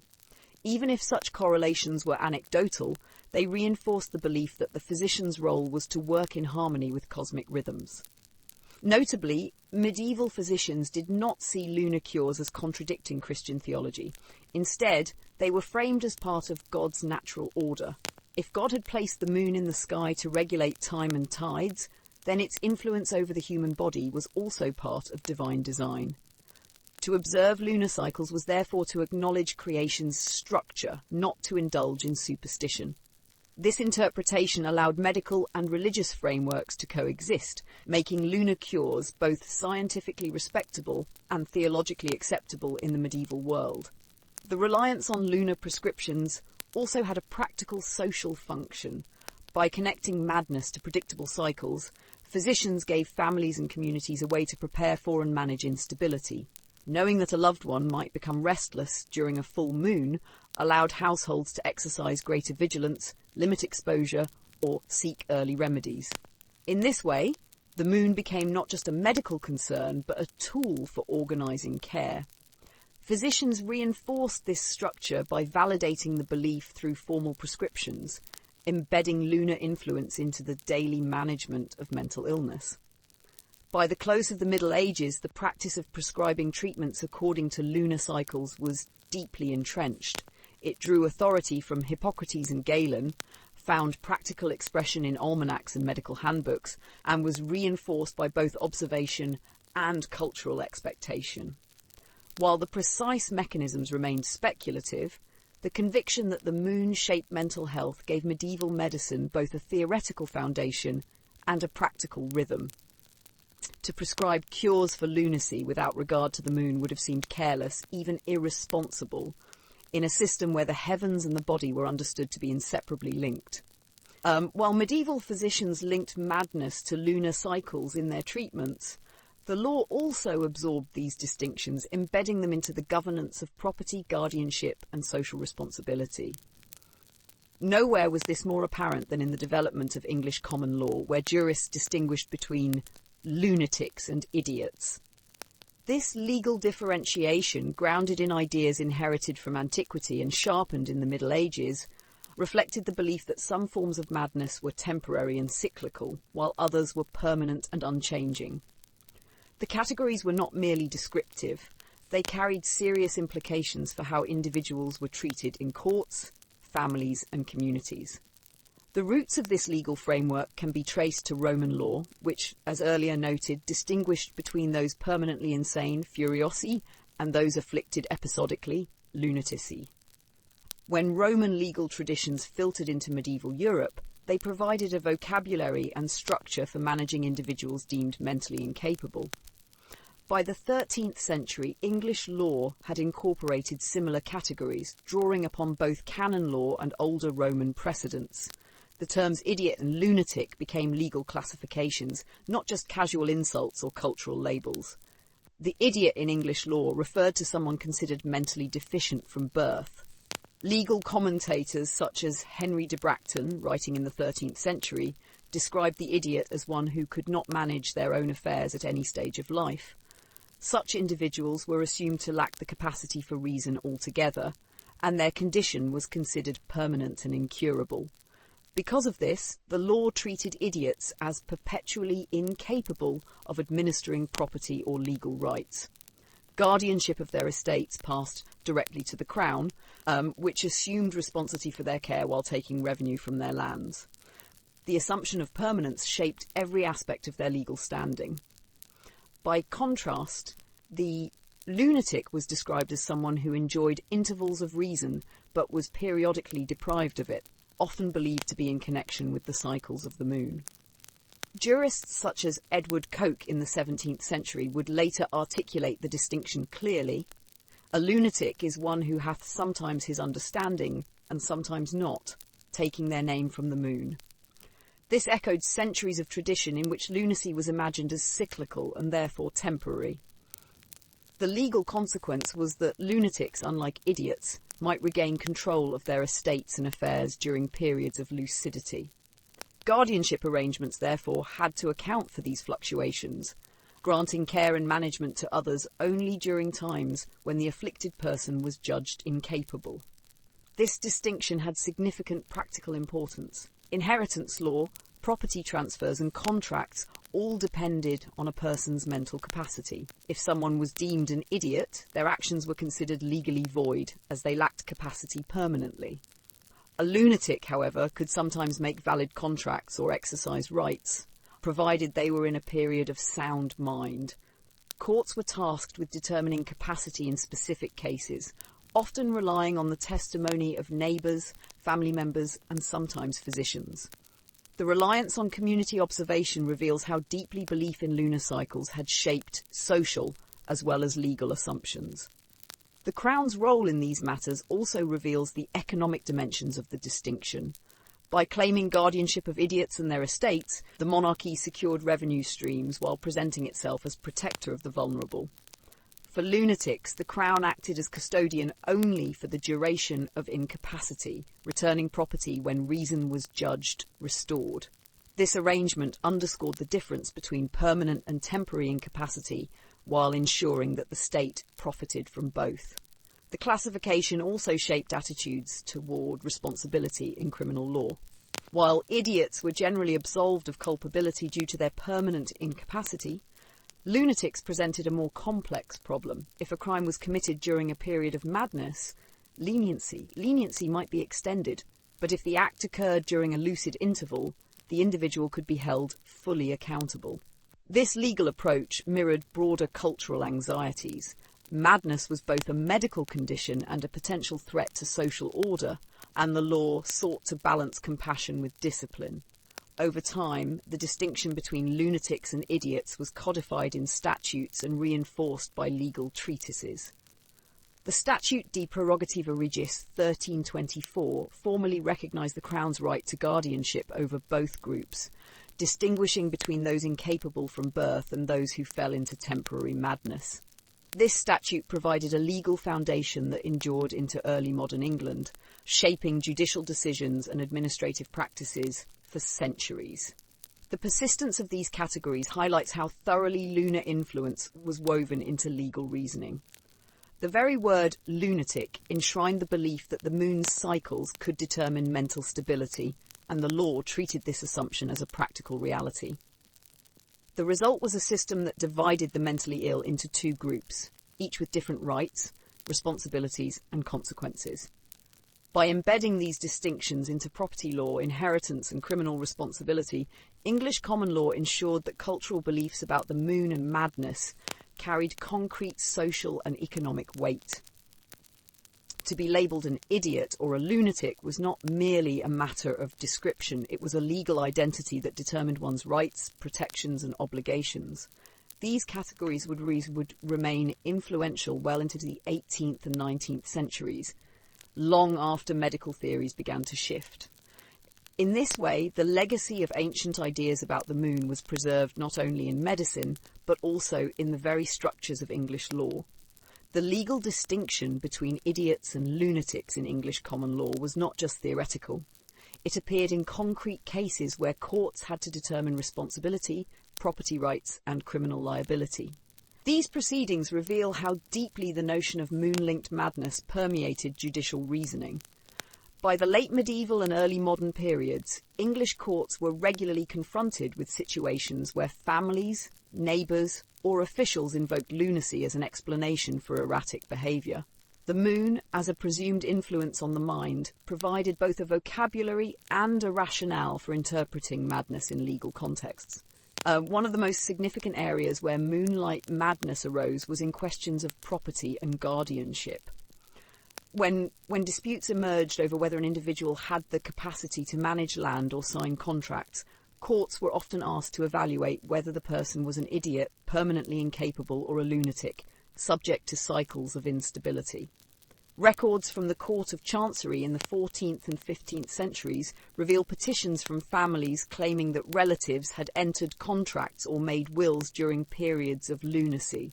Witnesses were called to testify that the person in question was rational at times, but subject to fits of madness when the moon was full. In such cases, judges often relied on communal testimony, as medical expertise was limited. The repeated invocation of lunar phases in witness statements shows how strongly popular and legal cultures overlapped. Criminal cases also drew upon the concept of lunar madness. Defendants accused of violent crimes sometimes pleaded lunacy, claiming that their actions were committed during periods of mental instability linked to moonlight.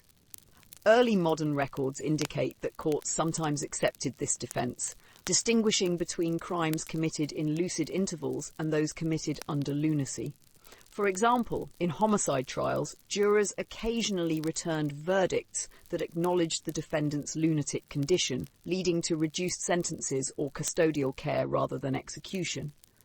The belief that a person could be overtaken by lunar influence offered an explanation for sudden bursts of violence that otherwise seemed inexplicable.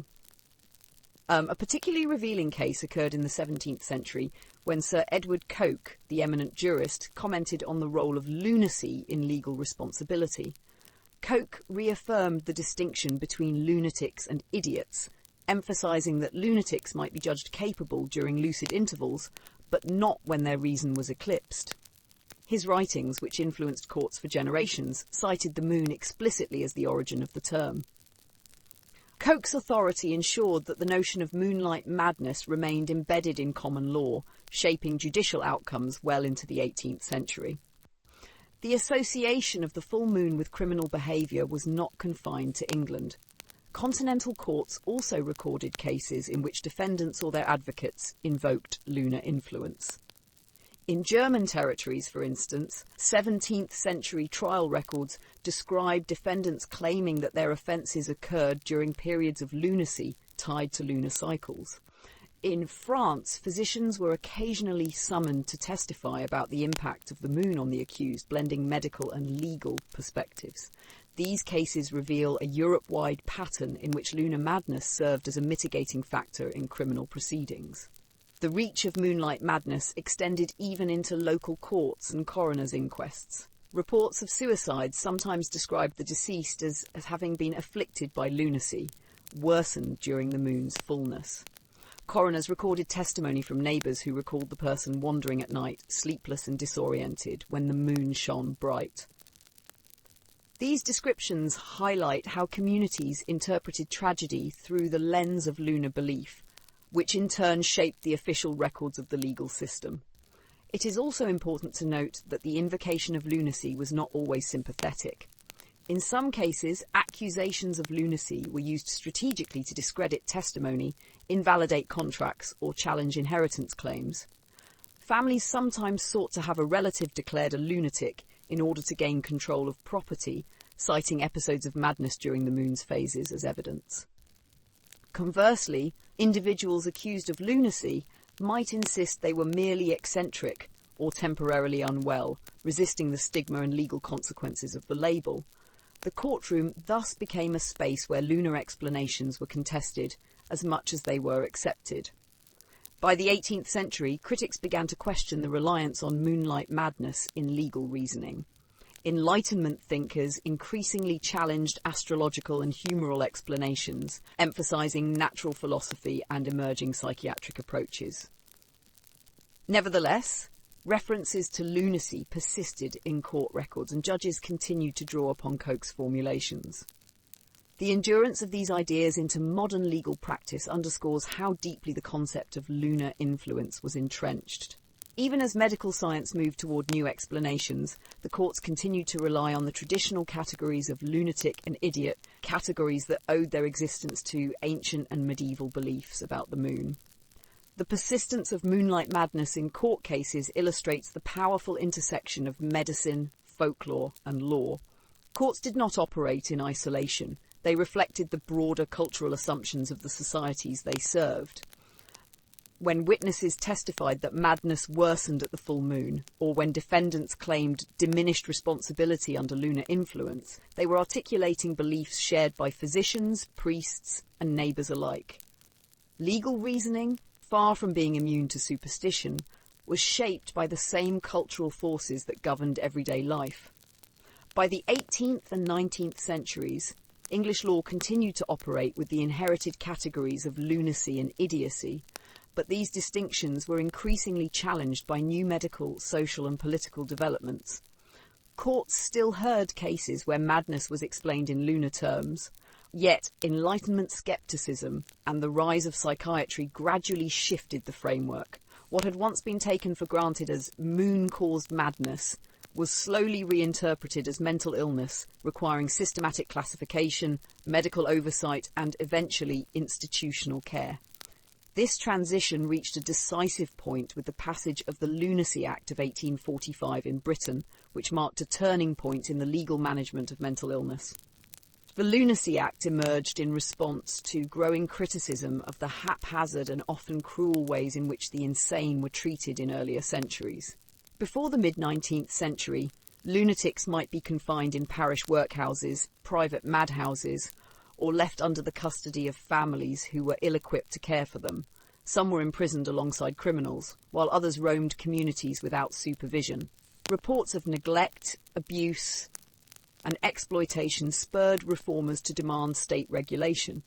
At the same time, the professionalization of medicine, including psychiatry, gave momentum to the argument that madness required specialized treatment rather than simple custodial control. The Act of 1845 institutionalized these concerns. It created the Lunacy Commission, a national body charged with overseeing asylums and regulating the treatment of the insane. For the first time, all counties in England and Wales were required to establish publicly funded asylums. These institutions were designed not merely as places of confinement, but as sites of medical care and moral management. The Act also established formal procedures for certifying lunacy, shifting authority from local courts and families to medical professionals. Whereas earlier generations had relied on neighbours or jurists to determine lunacy, the law now required medical certificates signed by physicians. This legal reform had profound consequences for the older categories of idiot and lunatic. While the distinction had been central in medieval and early modern law, the Lunacy Act blurred these lines by creating a unified system of care. The term lunatic remained in use, but it was increasingly applied to all those considered mentally disordered, regardless of whether their condition was cyclical or permanent. The lunar origins of the word were less emphasised, even if the vocabulary survived. What mattered to reformers was not the cause, but the practical need for treatment and supervision. Institutionalisation under the Act reflected broader 19th century ideas about order, discipline and social responsibility. Asylums were constructed to provide structured environments where the insane could be managed, studied and ideally cured. Patients were subjected to regimes of work, rest and moral instruction, reflecting the belief that madness could be corrected through routine and authority. For many, however, the experience was one of confinement rather than cure. Overcrowding and underfunding plagued the system, and despite reformist intentions, abuses persisted. Nevertheless, the Act represented a decisive shift. Madness was no longer primarily a matter of lunar cycles or community testimony, but of state oversight and medical authority. The Lunacy Act also reshaped the legal treatment of property and guardianship. Whereas medieval common law had placed lunatics and idiots under the direct prerogative of the Crown, the new system relied on boards of commissioners, judges and physicians to oversee estates. Families seeking to manage the property of a mentally ill relative were now required to go through formal legal processes supervised by the Chancery. This bureaucratic framework reflected the 19th century state's expanding role in private life, transforming what had once been a local or communal issue into one regulated by national law. At the same time, debates over the Act revealed the lingering influence of older traditions. Parliamentary discussions and popular press accounts still referred to lunacy, and references to the moon's influence did not disappear overnight. Cultural beliefs proved durable, even as legal categories changed. Indeed, asylum records occasionally noted patient behaviour in relation to lunar cycles, echoing centuries-old observations. Yet within the legal system, the moon no longer held the same explanatory power. The Act symbolised the transition from a cosmological framework to a medical legal one, where madness was explained by physicians rather than by lunar influence. In the decades that followed, the Lunacy Act of 1845 and subsequent amendments laid the foundation for modern mental health law in Britain. The system it created endured into the 20th century, even as terminology evolved.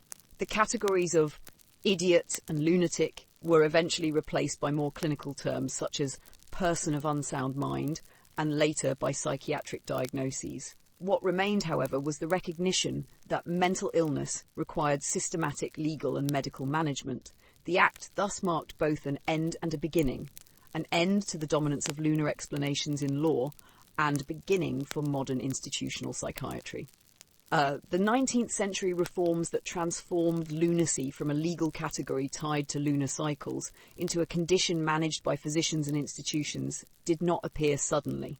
Their intellectual roots stretched back to the 17th century, when a wave of scepticism began to erode confidence in the ancient link between the moon and madness. The scientific revolution and Enlightenment inquiry encouraged scholars to re-examine inherited beliefs, replacing explanations grounded in astrology and humoral theory with mechanical, chemical and physiological models of the body. The moon did not immediately lose its place in medical or legal thinking, but by the 17th century it was increasingly subject to critique. One of the key figures to challenge older notions was Robert Boyle, 1627 to 1691, the natural philosopher often regarded as a founder of modern chemistry. Boyle conducted experiments on the properties of air, gases, and the circulation of blood, and his writings occasionally touched on questions of mental disturbance. While he did not deny the moon's role in influencing tides, he rejected the simple analogy that its pull must therefore extend to human brains. For Boyle and his contemporaries, Such reasoning represented the loose speculation of an earlier age. They demanded empirical proof, not analogy, before accepting cosmic explanations for madness. Similarly, Thomas Willis, 1621 to 1675, an influential physician and anatomist, broke with the Galenic framework by emphasizing the nervous system rather than the humours as the key to understanding mental illness. In his Cerebri Anatome, 1664, Willis argued that madness, melancholy and epilepsy arose from disturbances in the brain and nerves, not from the moon's manipulation of bodily fluids. While he acknowledged that environmental factors could exacerbate illness, he was sceptical of attributing recurring fits or delusions directly to lunar phases. Willis's anatomical investigations gave new authority to naturalistic explanations and began to displace reliance on astrology in medical discourse. Philosophers, too, took aim at lunar myths. Francis Bacon, 1561 to 1626, in his writings on natural philosophy, criticised astrology as a discipline based on unfounded generalizations. He acknowledged that the moon's effect on tides was observable, but cautioned against extending this to human behaviour without rigorous evidence. His Novum Organum urged a new method of inquiry based on careful observation and experimentation, a stance that undermined the speculative connections long made between lunacy and lunar phases. Bacon's methodological scepticism influenced generations of scholars who increasingly demanded proof before accepting claims of moon-induced madness. Legal thought reflected these intellectual shifts. While English common law retained the categories of lunatic and idiot, judges and legal commentators grew more cautious in invoking lunar cycles directly. By the late 17th century, references to the moon in court judgments became less frequent, even as the terminology persisted. The language of lunacy remained embedded in statutes and legal practice, but the explanatory framework was gradually hollowed out. Where earlier jurists had cited the moon as a cause, later ones treated lunatic as a technical term for temporary madness without dwelling on its celestial origins. At the same time, popular belief in the moon's power did not disappear. Almanacs continued to circulate, advising readers of favourable and unfavourable lunar days, and many communities still interpreted madness through lunar imagery. But the intellectual elite increasingly regarded such ideas as remnants of superstition. Physicians trained in universities, especially in centres influenced by Cartesian and mechanistic philosophy, sought to distance themselves from astrological medicine. The emphasis shifted toward direct observation of the patient rather than the heavens. The growing interest in empirical science also brought new forms of data collection that undermined lunar theories. Physicians began to keep case notes and hospital records that tracked the progress of patients over time. While some entries continued to mention lunar phases, others explicitly noted that no clear pattern could be observed. Such skepticism reflected the influence of the new scientific ethos. Correlation was no longer sufficient proof of causation. By the early 18th century, a small but influential group of physicians openly dismissed lunar influence as an outdated relic of pre-scientific thought. Nevertheless, the persistence of the term lunatic shows that the cultural weight of lunar madness could not be shed easily. Even as scientific thinkers rejected astrology, the word endured in law, literature, and everyday speech. The disjunction between vocabulary and explanation reveals the slow and uneven process of intellectual change. The 17th century marked the beginning of skepticism, but the legacy of lunar influence remained embedded in institutions and language for centuries afterward. The shift from acceptance to skepticism in this period illustrates a broader transformation in European thought. The moon, once central to medical and legal reasoning, was gradually relegated to the realm of metaphor and superstition. Physicians like Willis, philosophers like Bacon, and experimenters like Boyle insisted on new standards of evidence that lunar theories could not meet. Their critiques did not immediately erase belief in moon-induced madness, but they laid the foundations for later reforms that replaced lunar explanations with modern psychiatry. In this sense, the scientific revolution was not only about the heavens, but also about redefining the relationship between celestial bodies and the human mind. The 17th century's skepticism about lunar influence did not emerge in isolation. it was part of a wider intellectual movement in which natural philosophers challenged astrology's authority and began to separate astronomy from superstition. For centuries, astrology had provided the framework for understanding the moon's power over madness, shaping medical and legal categories alike. But as experimental science gained prominence, astrology's explanatory power weakened. Figures such as Robert Boyle and Galileo Galilei were central to this transition, though in different ways. Their critiques and discoveries undermined the traditional cosmological system that had sustained belief in lunar madness. Robert Boyle, already noted for his rejection of loose analogies, was particularly important in reshaping natural philosophy. His experimental approach emphasized measurable causes rather than speculative connections. In works such as The Sceptical Chymist, 1661, Boyle attacked older systems of natural philosophy, especially Aristotelian and Galenic models, which had underpinned astrological medicine.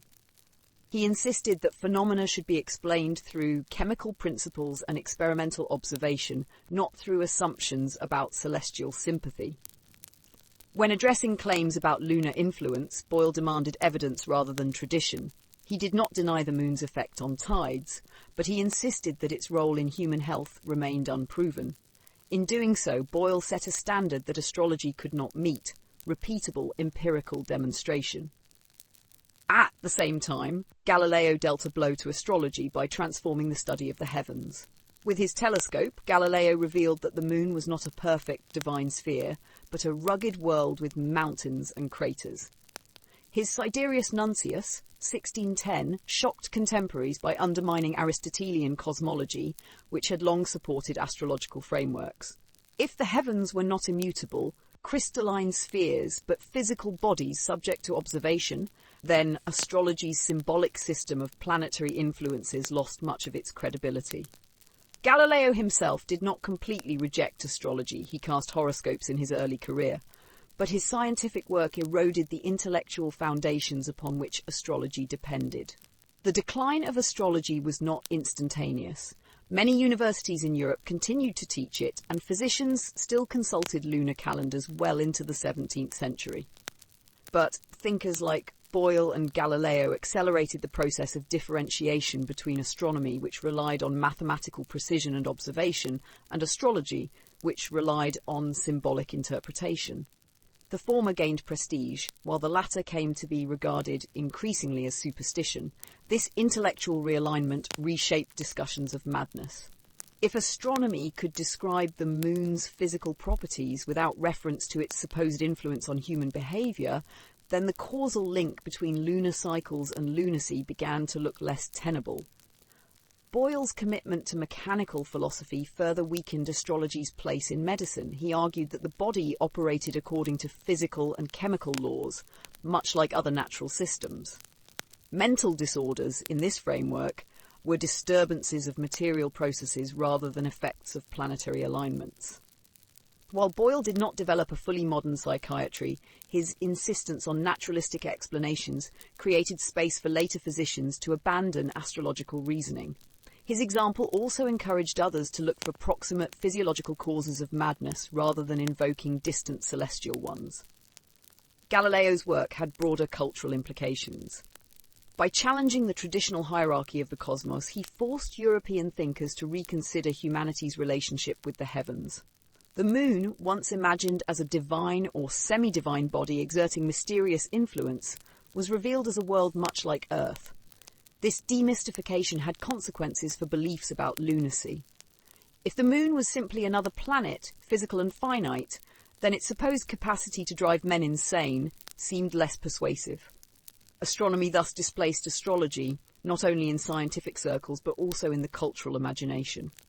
The combined impact of Boyle and Galileo illustrates how the decline of astrology was tied to both empirical science and technological innovation. The telescope and the laboratory provided new ways of knowing the world, leaving less room for explanations that relied on tradition and analogy. The moon's association with madness, once supported by astrology, began to lose its intellectual foundation. While the term lunatic persisted in law and common speech, it increasingly lacked the explanatory force it once carried. Yet, Yet the persistence of the term shows the uneven nature of this transition. Even as Boyle demanded evidence and Galileo mapped the lunar surface, courts, physicians and ordinary people continued to speak of lunacy as if the moon still governed the mind. The vocabulary outlived the theory, a reminder of how deeply lunar belief had shaped European institutions.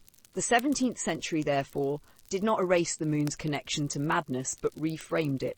Astrology's decline weakened its intellectual authority, but the cultural and legal residue remained strong enough to endure well into the 19th century. In this way, Boyle and Galileo contributed to a broader intellectual shift that redefined the role of the moon in human affairs. Their work, along with that of their contemporaries, ensured that astrology could no longer dominate medicine or law as it once had. Instead, the explanation of madness moved gradually toward physiology and psychology, even as the language of lunacy carried echoes of an earlier cosmology.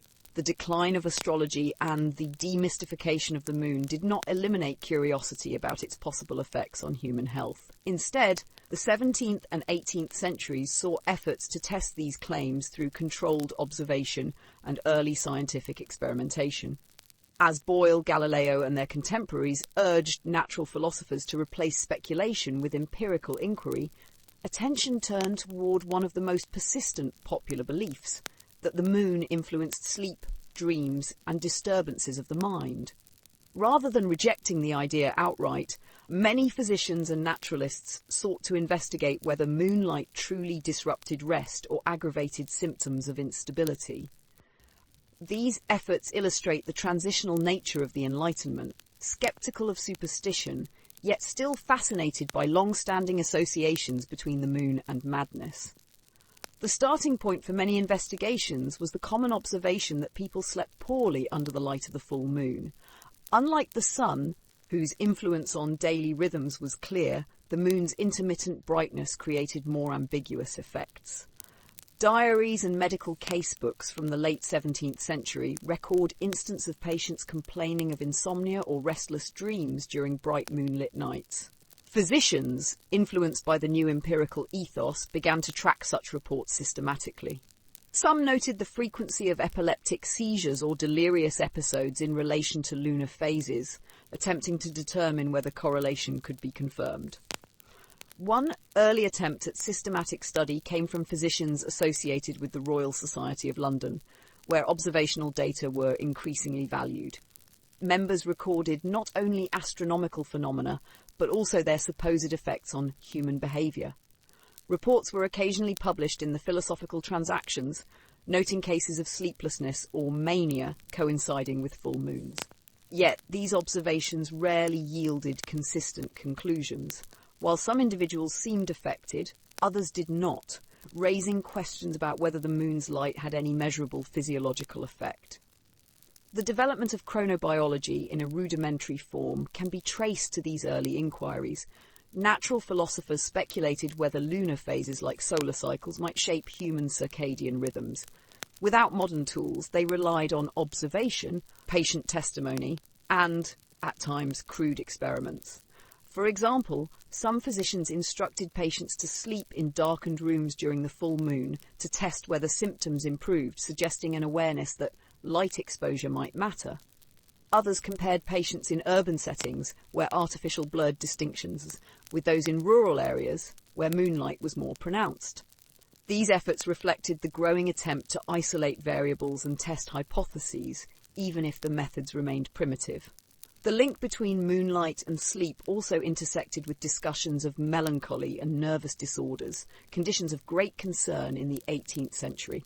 Physicians like George Cheyne, in his influential work The English Malady, 1733, described how modern life produced nervous exhaustion and disturbed sleep. While Cheyne did not attribute such conditions primarily to the moon, he acknowledged that environmental factors, including nocturnal light, could exacerbate them. His cautious treatment of lunar influence reflects the era's ambivalence, unwilling to dismiss popular belief entirely, but also reluctant to endorse it without firm evidence.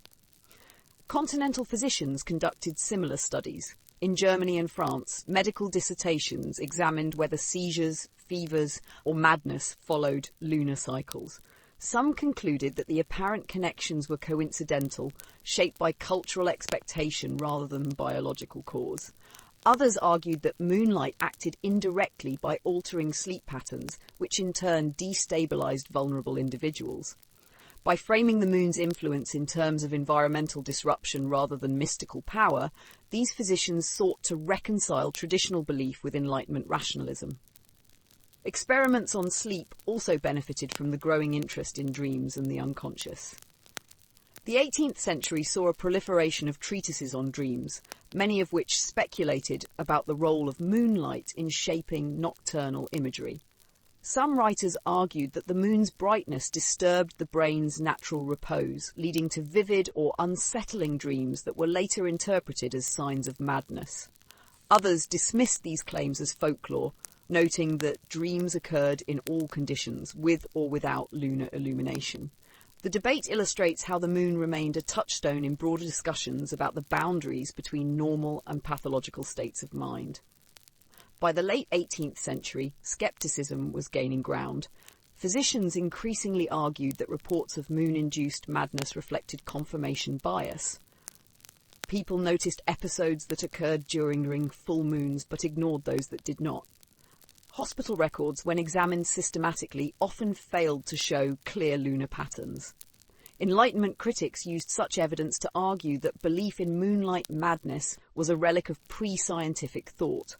Yet the very fact that these records were collected demonstrates how seriously the question continued to be taken. The transition from astrological to empirical explanations is evident in the way moonlight was reinterpreted. Rather than exerting a mystical pull on bodily humours, it was considered a form of light exposure that might disturb natural rhythms. This reframing preserved the possibility of lunar influence, but grounded it in observable physical processes. Although these early experiments lacked the precision of modern chronobiology, they laid the groundwork for later scientific inquiry into sleep, circadian rhythms, and environmental factors affecting mental health. In this way, Enlightenment experiments on sleep and moonlight revealed both continuity and change. The moon's role in madness was no longer explained by astrology, but the question persisted as a subject of empirical investigation. Popular belief ensured that physicians continued to confront the issue, while the new scientific ethos demanded evidence rather than tradition. The result was a period of transition in which lunar influence moved from being a central explanatory principle to a hypothesis tested, debated, and increasingly found wanting. Although Enlightenment physicians and natural philosophers increasingly doubted that the moon exerted direct influence on madness, the idea did not vanish from everyday life. Popular belief proved remarkably durable, and one of the most important vehicles for its preservation was the Farmer's Almanac. These inexpensive, widely circulated guides combined calendars, weather predictions, astrological notes, and practical advice, and they reached audiences far beyond universities or scientific circles. In these publications, lunar law remained a central feature, ensuring that the association between the moon and human behaviour survived even as elite thinkers turned toward physiology and psychiatry. The almanac as a genre had deep roots in medieval and early modern Europe.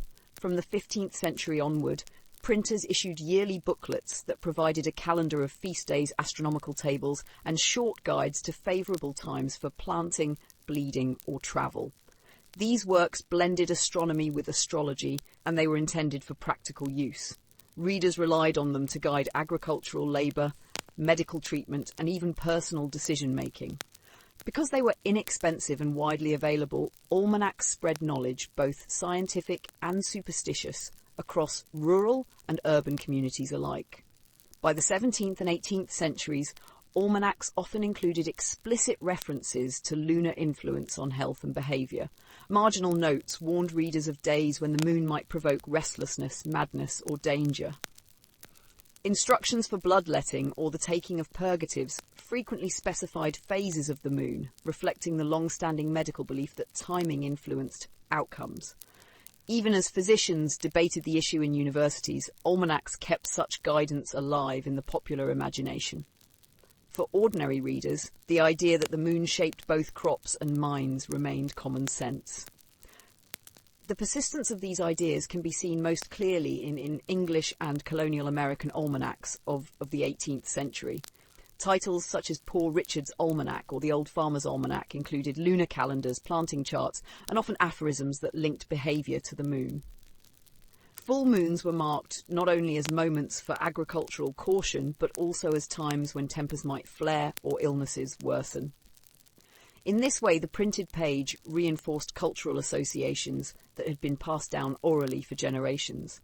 Readers were reminded each year that the moon was a force to be watched, not just in the fields, but also in the home and the body. The almanac also provided a practical bridge between folk medicine and formal medicine. Many households lacked access to trained physicians and relied instead on advice gleaned from print. When almanacs suggested that madness or seizures might worsen during particular lunar phases, families were prepared to observe or even anticipate such events. Some might arrange care, limit strenuous labour, or seek protective remedies during full moons. These practices ensured that lunar belief remained embedded in daily routines, even as Enlightenment critics dismissed it as superstition. Almanacs also shaped the legal and social vocabulary of lunacy. Courts and parish officials, who often came from the same communities that read these guides, could not easily ignore the assumptions embedded in them. Reports of disorderly behaviour at full moons seemed credible because they matched what almanacs warned. In this way, print reinforced older legal categories, sustaining the term lunatic as a living part of administrative practice. Even as medical men experimented with new frameworks, the almanac continued to validate lunar madness in the eyes of ordinary people and local officials. What made the almanac so influential was not just its content, but its accessibility.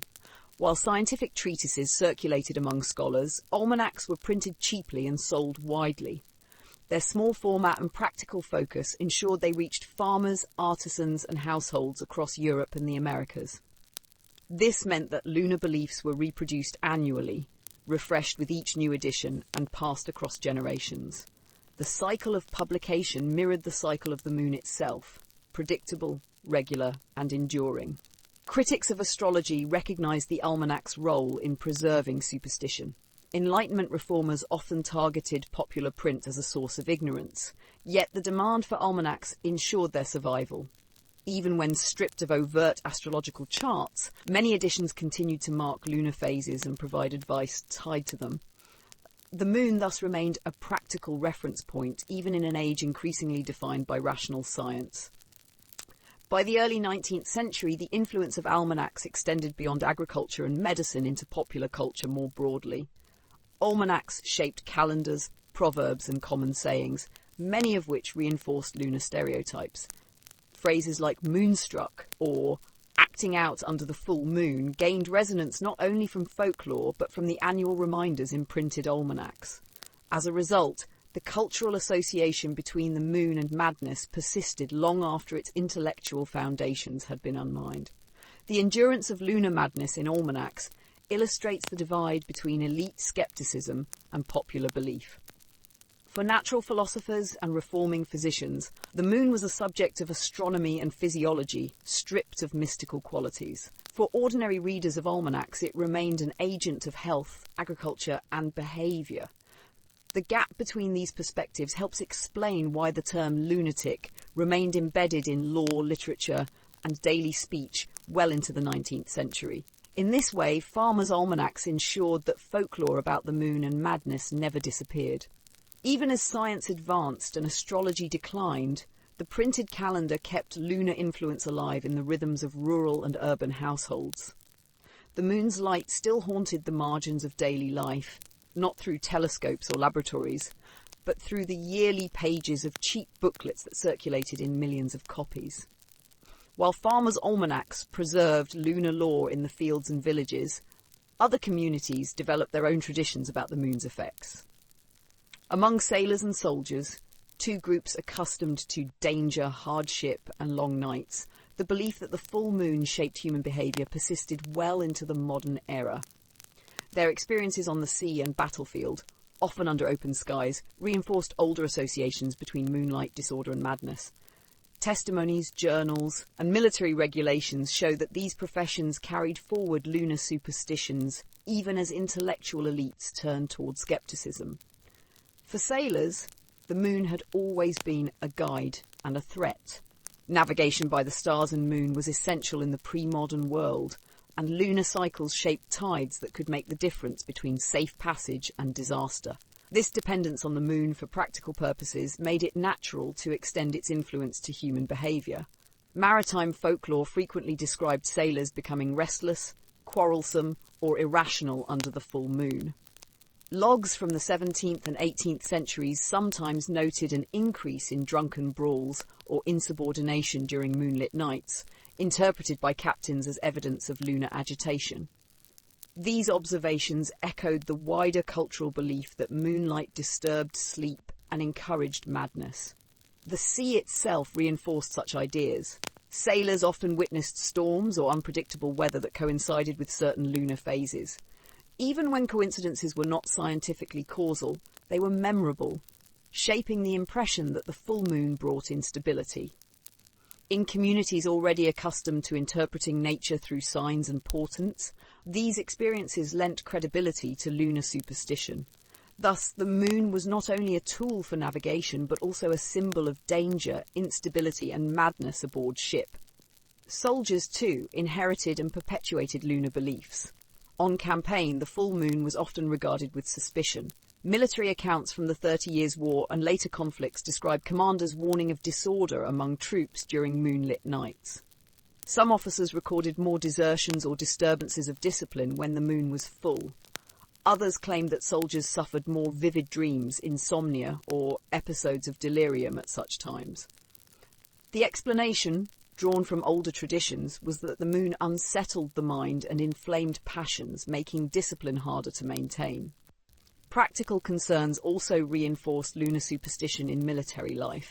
The full moon provided light for nighttime raids or ambushes, increasing the sense of danger.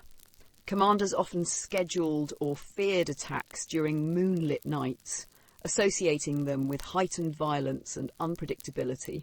For the ordinary soldier, who lacked the scientific framework to distinguish tactical calculation from cosmic influence, this association only strengthened the conviction that the full moon was a time of disorder. The battlefield, like the sea, offered vivid experiences that confirmed cultural assumptions about lunar power. Evidence of these beliefs also appears in military medicine. Surgeons and physicians attached to armies sometimes recorded cases of delirium or nervous breakdowns in relation to lunar phases. Although Enlightenment medical texts increasingly questioned lunar influence, military practitioners working in stressful, chaotic environments often relied on traditional explanations. For them, the moon provided a simple framework to interpret the unpredictability of soldiers' behaviour under strain. Whether dealing with exhaustion, trauma or alcohol, doctors could attribute episodes of madness to the full moon, drawing on both professional habit and the expectations of their patients. In both maritime and military contexts, lunar belief carried disciplinary implications. Officers who accepted that moonlight might disturb reason sometimes adjusted their regulations accordingly, enforcing stricter order or curfews during full moons. Naval records mention restrictions on alcohol or assemblies under moonlight, while some garrisons increased nighttime patrols during lunar peaks. Even if these measures were motivated as much by superstition as by practical necessity, they show how deeply lunar cycles structured the rhythms of collective life. The persistence of these beliefs among sailors and soldiers also highlights the difference between elite skepticism and popular tradition. By the 18th century, natural philosophers increasingly dismissed lunar influence as a relic of astrology. But men at sea or in the field, whose lives depended on the rhythms of nature, continued to interpret their experiences through the framework of lunar law. Their testimonies, often preserved in journals and letters, show that the moon's reputation for provoking madness survived not only in rural villages, but also in the highly mobile, disciplined worlds of navies and armies. By the 19th century, the language of lunar influence still appeared in descriptions of soldierly unrest or maritime disorder. Newspapers sometimes reported violent incidents in barracks or aboard ships with reference to the full moon, sustaining the cultural resonance of lunar madness. Even as institutional psychiatry grew more prominent, sailors and soldiers carried their own traditions, passing them down in barrack room stories and dockside tales. In these settings, the moon remained a living presence, not simply a metaphor, but a force believed to shape human fate. The survival of lunar superstition among such groups underscores how experience reinforced belief. Unlike university-trained physicians or Enlightenment philosophers, sailors and soldiers encountered the moon not in theory, but in practice, on the open sea, in the dark camp, or during the anxious hours before battle. Their testimonies reveal how lunar madness endured in communities where exposure to moonlight was constant and unavoidable. For them, skepticism had little power compared to lived experience and collective memory. While sailors and soldiers kept lunar superstitions alive in their own professional settings, perhaps no belief proved more durable in wider society than the conviction that epilepsy was directly triggered by the moon. Known since antiquity as the sacred disease, and later as the moon sickness, epilepsy was long regarded as one of the clearest signs of lunar influence on the human body. Even as physicians in the 17th and 18th centuries increasingly doubted astrological explanations, ordinary people continued to insist that seizures followed the phases of the moon. This belief endured in households, parishes, and local medical traditions, shaping how sufferers were treated and how communities understood the condition. The link between epilepsy and lunar cycles had been set firmly in antiquity by Hippocratic and Galenic writings. Both emphasized the brain's moist nature and its susceptibility to external forces, with the moon's waxing and waning thought to agitate humours and provoke seizures. These classical texts circulated throughout the Middle Ages, and by the early modern period, they had become part of common knowledge. Physicians might debate the details, but lay communities had absorbed the lesson. When the moon grew full, those afflicted with falling sickness were more likely to collapse. Parish records, diaries, and local chronicles from the 17th and 18th centuries often describe epileptics as being moonstruck. Neighbours testified that attacks came with the moon's fullness, or that sufferers worsened when the night was bright. Families caring for epileptic relatives sometimes organised their routines around the lunar calendar, preparing in advance for periods when seizures were expected. In some places, protective measures were taken, closing shutters against moonlight, reciting prayers, or wearing charms intended to shield the vulnerable during dangerous nights. The persistence of these practices reveals how strongly lunar law structured daily responses to the illness. Epilepsy's sudden and dramatic symptoms made it particularly prone to lunar interpretation. Unlike melancholy or madness, which could develop gradually and be explained in many ways, seizures struck without warning, leaving victims convulsing and unconscious. The unpredictability of such attacks seemed to mirror the rhythms of the moon itself, with intervals of calm broken by sudden, violent episodes. Communities that had little understanding of neurological disease found in lunar cycles a convenient explanation, one that fit visible patterns in the sky with observable crises on Earth. Medical writers of the Enlightenment acknowledged the tenacity of this belief, even when they attempted to refute it. Casebooks from hospitals in London and Paris record physicians noting seizure episodes in relation to lunar phases, sometimes dismissing apparent correlations as coincidence, but often admitting that patients and their families were convinced otherwise. Some practitioners attempted to test the claim, recording the dates of attacks to see if they clustered around full moons. The results were inconsistent, yet the very effort to investigate reveals how powerful the cultural association remained. Even skeptical physicians had to contend with the expectations of their patients. Folk remedies for epilepsy also drew heavily on lunar imagery. In some rural areas, it was believed that drinking water exposed overnight to the full moon could calm seizures, while in others, the opposite remedy was prescribed, avoiding moonlit water altogether. Amulets inscribed with lunar symbols or carried during moonlight hours were used to ward off attacks. These remedies reveal how epilepsy became a nexus where ancient medical theory, Christian prayer, and local superstition overlapped. Regardless of their effectiveness, they reinforced the conviction that the moon was central to the illness. The association of epilepsy with the moon also carried social and legal consequences. Just as lunatics were sometimes excused from full responsibility for their actions, epileptics were viewed with ambivalence. On one hand, the illness was pitied as involuntary. On the other, sufferers were sometimes stigmatized as dangerous or unstable, particularly if attacks occurred in public during full moons. Employers, guilds, and parish officials often used lunar explanations as justification for excluding epileptics from certain forms of work or responsibility. By attributing seizures to cosmic forces, communities both explained and marginalized the condition. Even as medical theory shifted in the late 18th and 19th centuries toward neurological explanations, the lunar link persisted in popular culture. Almanacs continued to mark phases of the moon with notes about epilepsy, and local newspapers occasionally reported attacks in connection with full moons. Folklore collections from the 19th century describe families in rural Britain, France, and Germany still timing their care around lunar calendars.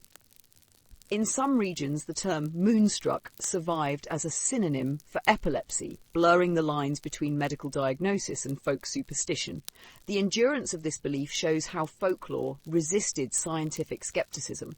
Unlike the broad category of lunacy, which could be reinterpreted in many ways, epilepsy presented striking physical symptoms that seemed to demand explanation.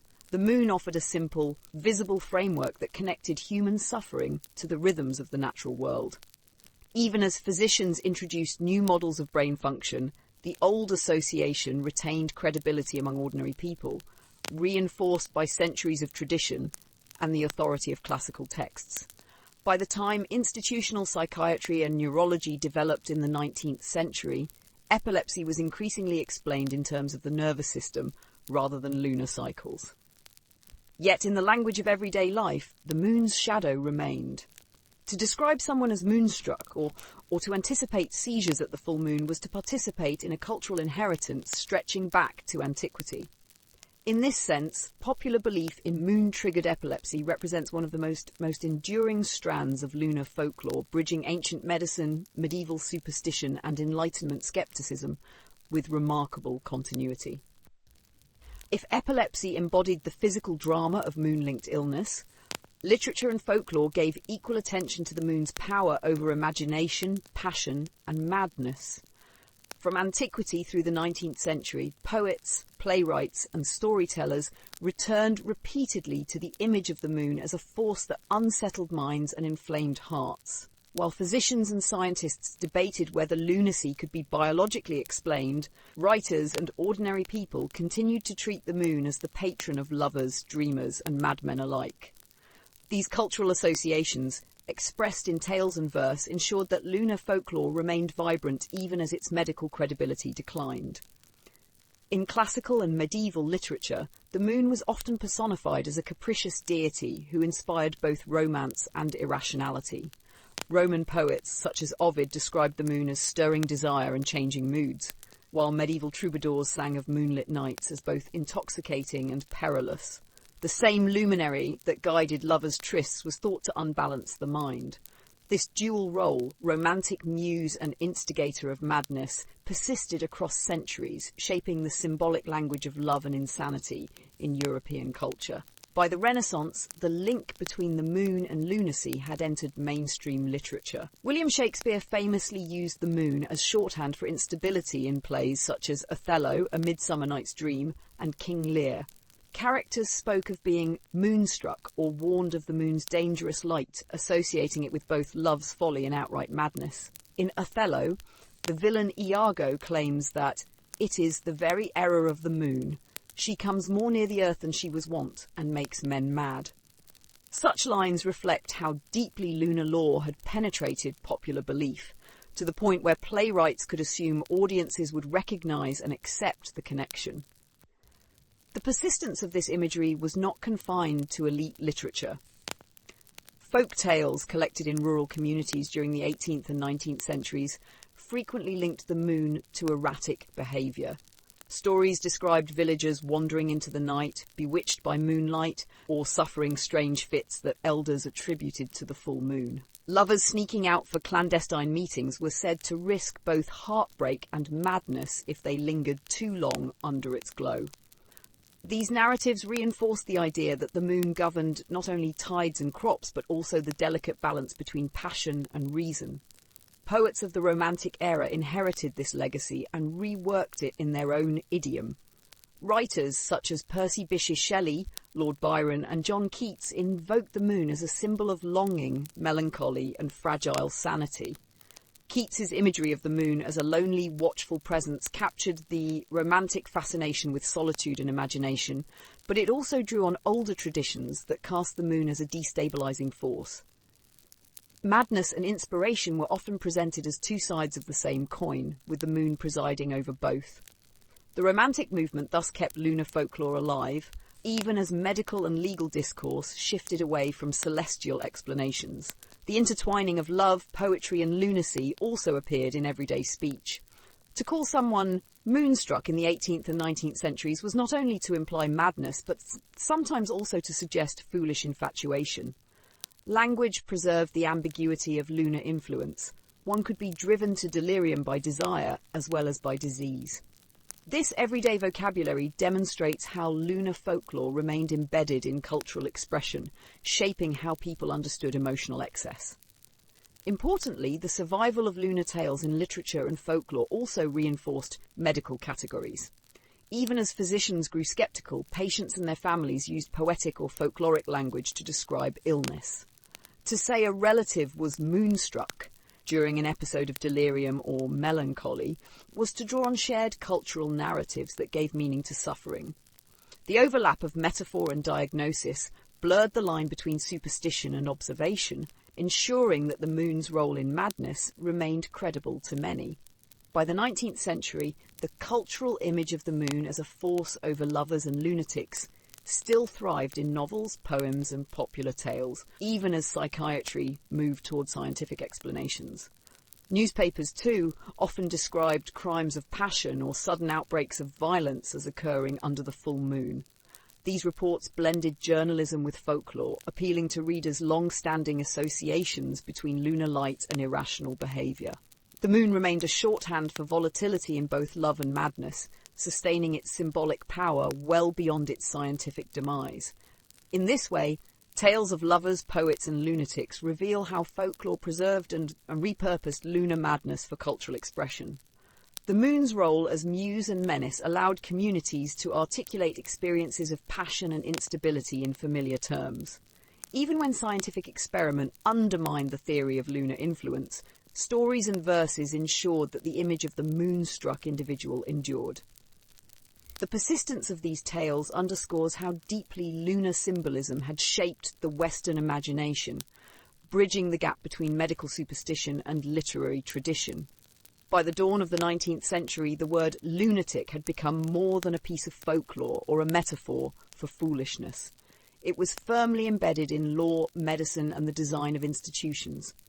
Even as physicians, scientists, and reformers worked to distance madness from its supposed connection to the moon, the terminology persisted in official usage. The rise of asylums across Britain, Europe, and North America illustrates how deeply the lunar vocabulary remained attached to mental illness, shaping both the language and the physical spaces of care.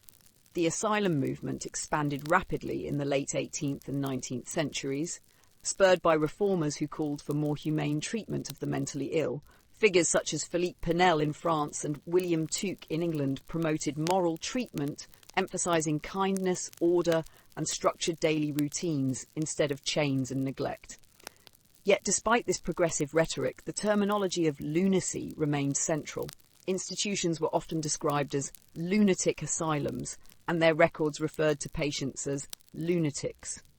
This persistence reflected continuity with earlier legal frameworks, such as the English Statute de Prerogativa Regis 1324, which had long recognised the Crown's prerogative over idiots and lunatics. The terminology may have been archaic, but it carried administrative weight. Asylums grew in number and size during the 19th century, often funded by counties or states under new lunacy legislation. In Britain, the County Asylums Act of 1808 encouraged local governments to establish institutions for the care and maintenance of lunatics. By mid-century, asylums had become a dominant feature of mental health care. Their architecture frequently included specialised lunatic wards, physically segregated spaces that reflected society's attempt to manage madness as a distinct and often threatening condition. The very naming of these wards reinforced the lingering association between madness and lunar cycles, even if medical explanations had shifted toward heredity, generation, or nervous disease. Patient records from these asylums show how lunacy was categorized and managed. Admission registers often listed causes of madness ranging from grief and intemperance to hereditary taint and fright. Although physicians no longer attributed illness directly to the moon, the persistence of the term lunatic in paperwork reveals how institutional language lagged behind scientific theory. For families and communities, sending a relative to a lunatic asylum confirmed the cultural belief that their behaviour fell within a tradition of moon-linked madness, whether or not doctors emphasised lunar influence. The organisation of asylum life also echoed older ideas about cyclicality, even if no longer explicitly tied to lunar phases. Patients were managed through strict daily routines, rising, eating, working and sleeping according to rigid timetables. This discipline was intended to stabilise disordered minds, but it also mirrored earlier convictions that madness followed predictable rhythms. While the moon itself was less often invoked, the assumption that madness could be managed through order and repetition persisted.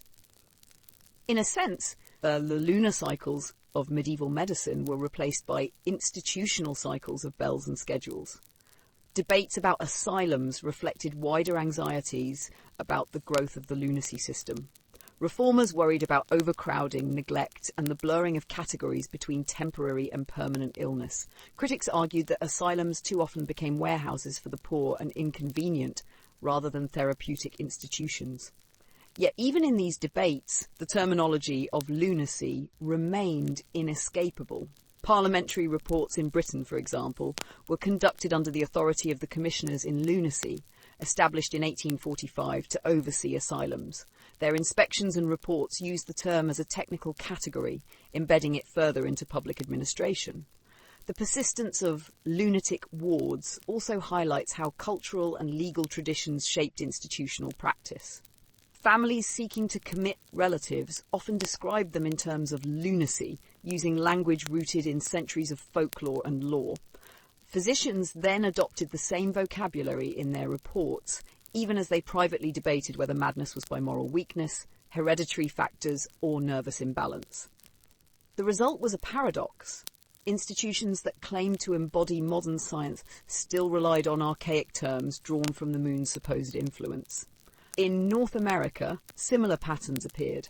State legislatures established asylums for the insane or lunatic, and their early charters used the same terminology inherited from English law.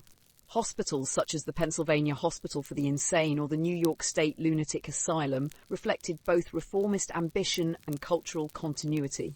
While medical superintendents like Thomas Kirkbride emphasised architecture, light and fresh air as therapeutic, the institutional label of lunatic persisted on their gates and letterheads. By the late 19th century, psychiatry was emerging as a distinct medical specialty, and physicians increasingly preferred the language of mental disease or insanity to that of lunacy. Yet the older terminology proved resistant. Legal statutes continued to use lunatic well into the 20th century, and asylum buildings carried the name long after the moon had ceased to be cited as a medical factor. For patients, families and administrators, the term retained social and cultural currency. Thus, the 19th century asylum embodied both continuity and change. It represented a new model of state responsibility and medical management, yet it remained tied to the vocabulary of lunar madness.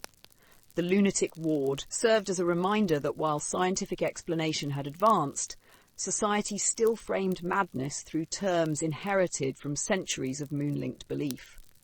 The persistence of this language shows how difficult it was to disentangle medical practice from cultural tradition, even in an era of supposed reform. The persistence of the term lunatic in asylum records and legal statutes reflected the endurance of older cultural traditions, but within the medical profession of the 19th century, opinions on the moon's actual influence were increasingly divided. Some physicians dismissed lunar beliefs as relics of astrology, unworthy of serious consideration in an age of scientific progress. Others, however, continued to argue that evidence of lunar effects could be found in hospital wards, crime reports, and family testimony. The result was a series of debates that reveal how medical science of the period was still negotiating the boundary between folklore and empirical study.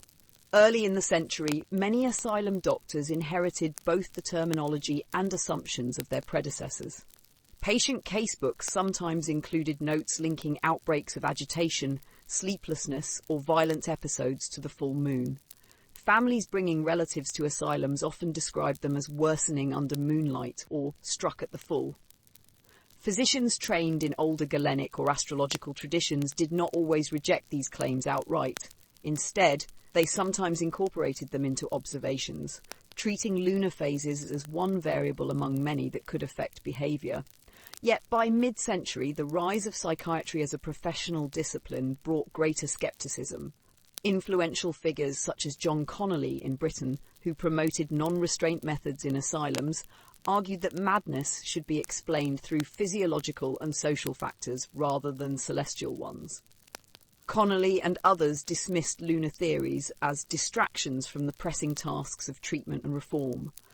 Their emphasis on careful observation, statistics and moral management reflected the broader positivist trend in medicine which sought to ground knowledge in data rather than tradition. Despite this, lunar theories proved resilient in practice. Statistical studies undertaken in asylums during the 19th century often produced conflicting results. Some physicians reported higher incidences of mania, seizures, or admissions during full moons, while others found no significant correlation. Journals such as The Lancet occasionally published articles debating whether lunar influence was real or imagined. Critics pointed out that apparent patterns might simply reflect confirmation bias. Doctors and attendants noticed episodes during full moons because they expected them, while overlooking episodes that occurred other times. Supporters countered that the sheer weight of testimony from patients, families and attendants could not be dismissed so easily. Outside of asylums, physicians working in general practice or in rural communities were sometimes more willing to credit lunar influence. Lacking the resources for systematic study, they relied heavily on anecdotal evidence, much of it drawn from families convinced of the moon's role in their relatives' illness. In these contexts, to deny lunar influence outright risked alienating patients and their caregivers. Doctors therefore often adopted a cautious stance, neither fully endorsing nor entirely rejecting the belief. This ambivalence kept the debate alive, even as psychiatry in universities moved toward more mechanistic explanations. The divide was also generational. Younger physicians, trained in the emerging fields of neurology and psychiatry, leaned toward explaining madness through heredity, degeneration, or brain pathology. Older practitioners, educated in the lingering traditions of humoral medicine, were more inclined to accommodate lunar theories. This generational split is visible in medical publications of the time, where articles often framed the moon debate as a contest between modern science and outdated superstition. International comparisons reveal similar tensions. In France, alienists such as Jean-Étienne Dominique Esquirol dismissed lunar influence as unscientific, emphasizing instead the role of social environment and heredity.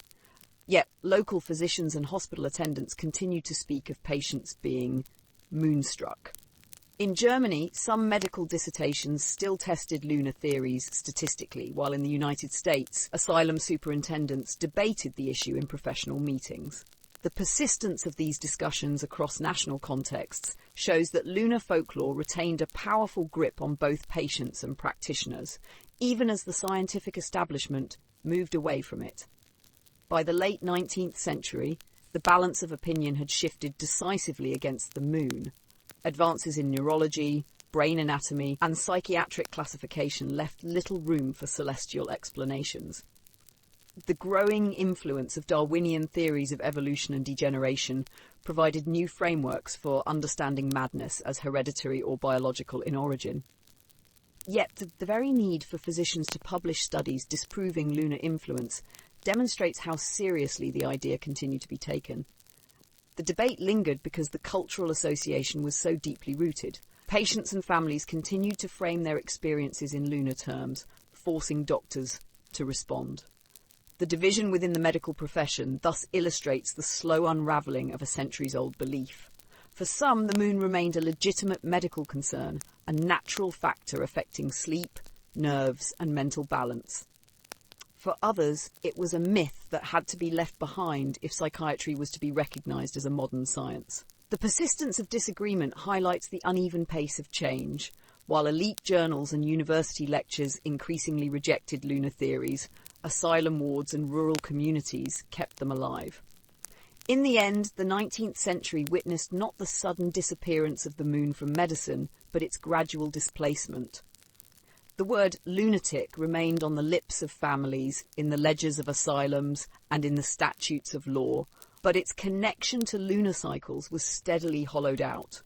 What remained was a cultural echo, a reminder of how deeply the moon had once been thought to govern the mind. Even as the medical profession moved towards skepticism, the association between full moons and disorder remained strong in public imagination, and nowhere was this more evident than in the reports of police and criminal courts during the 19th century. Law enforcement officials, who dealt daily with disturbances, assaults, and thefts, often echoed the conviction that moonlit nights produced higher rates of crime and irrational behaviour. While physicians debated statistics in journals, constables and magistrates were confronted with the lived realities of crowded streets, drunken quarrels, and sudden violence, many of which seemed to occur under the bright glow of the moon. Police records from London, Paris, and New York frequently included references to lunar phases. Magistrates' courts heard testimony that defendants had acted out of character during the full moon, with neighbours or family members attributing the behaviour to lunacy. Constables sometimes explained spikes in arrests for disorderly conduct or drunkenness as the result of moonlight agitation. Reports of moon madness were particularly common in cases involving violence, where defendants were described as respectable men or women who became suddenly aggressive when the moon was high. Such reports reinforced public belief that the moon did not merely illuminate the city, but stirred instability in its inhabitants.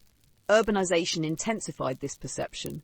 In rapidly growing industrial cities, where crowded housing, alcohol consumption, and economic stress produced frequent disorder, the moon was a convenient explanatory framework.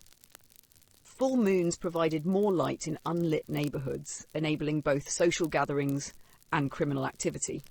Brawls outside taverns, thefts in marketplaces, or assaults in alleyways seemed to coincide with moonlit nights, and the correlation was easy to observe. For police who lacked modern criminological tools, the moon offered a plausible explanation for why certain nights seemed more troublesome than others. Newspapers played a crucial role in popularising these reports. Accounts of sensational crimes often emphasised that they had occurred under the full moon. Headlines linked moonlight with madness, suggesting that otherwise ordinary people became violent when bathed in lunar glow. Such stories echoed centuries of folklore and gave readers a familiar narrative for unpredictable acts of crime. The repetition of this theme in the press ensured that lunar explanations remained part of public discourse, even as official science grew more cautious. Statistical efforts were sometimes made to test the link between crime and lunar phases. In Britain, mid-19th century debates in Parliament and among magistrates included references to supposed increases in crime during full moons.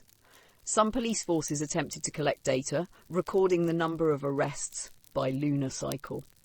Results were inconsistent, but many officers remained convinced that their nightly observations supported the connection. In France, police in Paris occasionally reported patterns of heightened disturbance during bright nights, attributing them to both increased visibility for criminals and the moon's effect on human behaviour. These reports blurred the line between practical concerns about lighting and deeper cultural beliefs about lunar influence. The belief was not limited to Europe. In the United States, sheriffs and police chiefs in rural areas, as well as cities like New York and Chicago, echoed the conviction that full moons produced more trouble. Local newspapers frequently ran anecdotes of lunacy and crime linked to lunar cycles. In some rural communities, courts were more lenient when defendants pleaded temporary madness under the influence of the moon, echoing older common law traditions.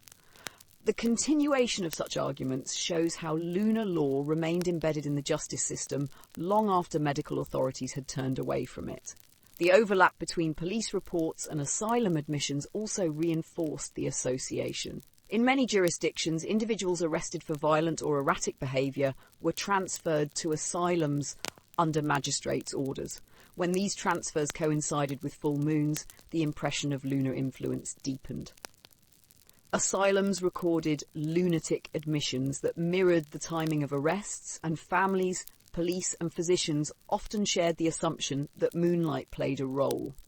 The cycle of arrest, report and admission created a feedback loop that sustained lunar explanations well into the 19th century. Critics within the police force and judiciary occasionally challenged the belief, pointing out that moonlight simply made it easier for crimes to be seen and arrests to be made. With poor street lighting, especially in rural areas and working-class districts, crimes committed under a new moon might go unnoticed, while those under a full moon were more visible. From this perspective, the apparent correlation between moonlight and crime reflected not human instability, but environmental conditions. Nevertheless, such rational explanations struggled to displace the entrenched cultural narrative. The notion of moon madness was vivid and memorable, far easier to communicate than statistical qualifications. By the late 19th century, as criminology developed as a field and gas lamps and electric lighting transformed urban life, the practical justification for linking crime to the moon weakened.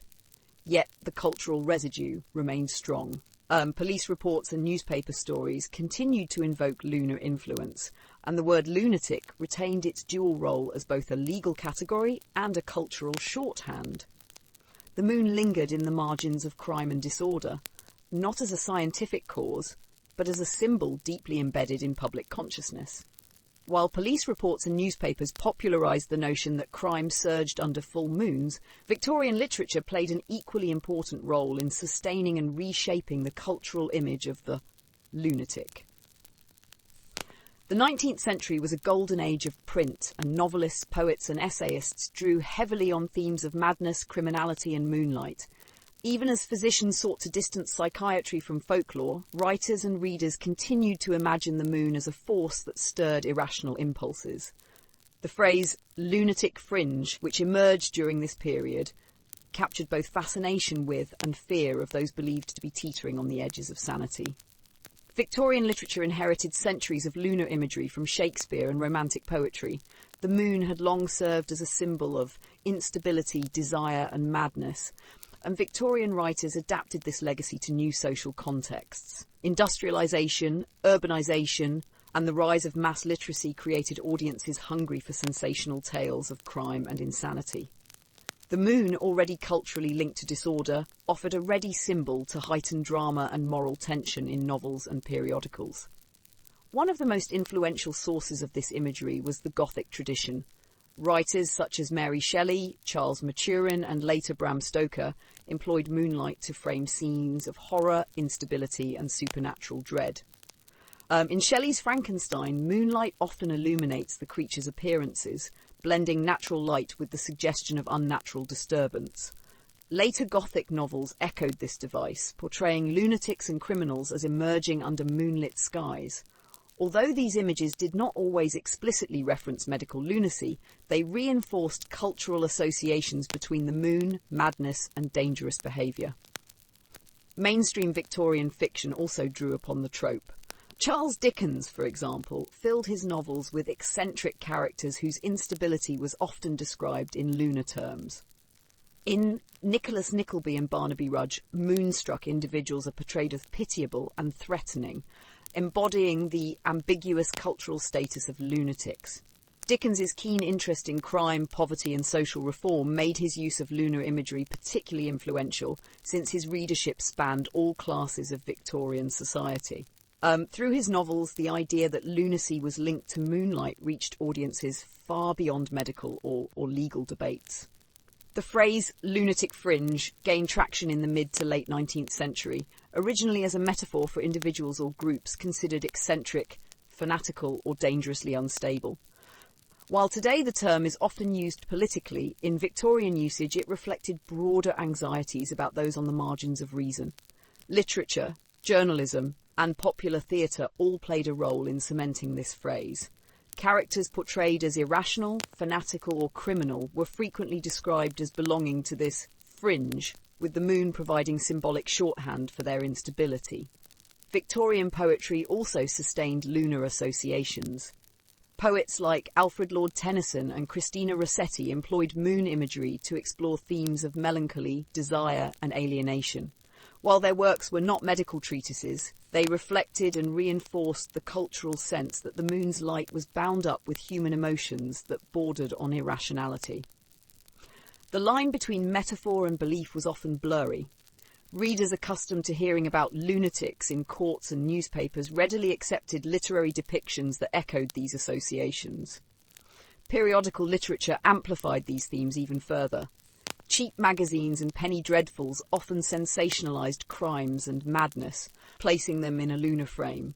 Reports of asylum escapes, murders, or bizarre behaviours were frequently illustrated with engravings of the full moon, visually linking crime and lunacy. These depictions kept lunar superstition alive in popular culture, even as psychiatry professionalized. Literature, in this sense, acted as a bridge between folklore and science, preserving the old symbolism while adapting it to new contexts of crime, reform, and sensational entertainment. The Victorian fascination with lunacy in literature also intersected with debates about gender. Female characters described as hysterical, melancholic, or unstable were often linked to lunar cycles, echoing older associations between the moon and femininity. Writers exploited these tropes to dramatize female irrationality or vulnerability, reinforcing stereotypes that medical writers of the period also advanced. The cultural convergence of lunar imagery, gendered assumptions, and medical discourse gave Victorian literature a distinctive role in shaping perceptions of madness. By the close of the 19th century, the lunatic fringe had become a familiar literary and journalistic trope. It allowed writers to explore anxieties about social change, urban violence, and personal instability, all within a framework that readers recognised instinctively. While psychiatrists increasingly dismissed lunar influence as unscientific, literature ensured that the association between moonlight and madness endured in the imagination of the public. The endurance of these themes in Victorian literature demonstrates the gap between medical skepticism and cultural persistence. Even as doctors in asylums debated heredity and brain pathology, readers devoured novels and poems that portrayed lunacy in lunar terms. The lunatic fringe symbolised not only madness but also the unsettling power of the irrational in an age that prided itself on progress and reason. Literature thus played a crucial role in keeping lunar madness alive long after its scientific credibility had waned. So, after all these centuries of stories, laws, debates and whispered fears, what can we say about the moon and madness? Did the pale, patient orb really drive people insane? If we follow the doctors, philosophers and scientists, the answer is no.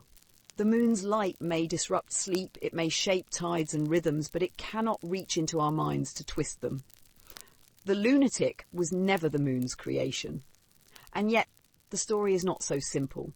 The moon lived in people's imaginations long before microscopes and psychiatry. It gave shape to the inexplicable, seizures, sleeplessness, sudden outbursts or fits of passion, moments that frightened families and unsettled communities. To blame the moon was to make the unknown visible, to connect chaos on Earth with order in the sky. Even when physicians grew skeptical, ordinary people clung to the idea because it felt real. They saw madness appear suddenly, just as the full moon appeared suddenly. They saw cycles in behaviour, just as the moon cycled faithfully through its phases. The word lunatic may have lost its scientific weight, but it lingers in our language, in literature, and even in casual conversation. We still say someone is moonstruck with love, or that the full moon makes nights feel a little stranger, a little wilder.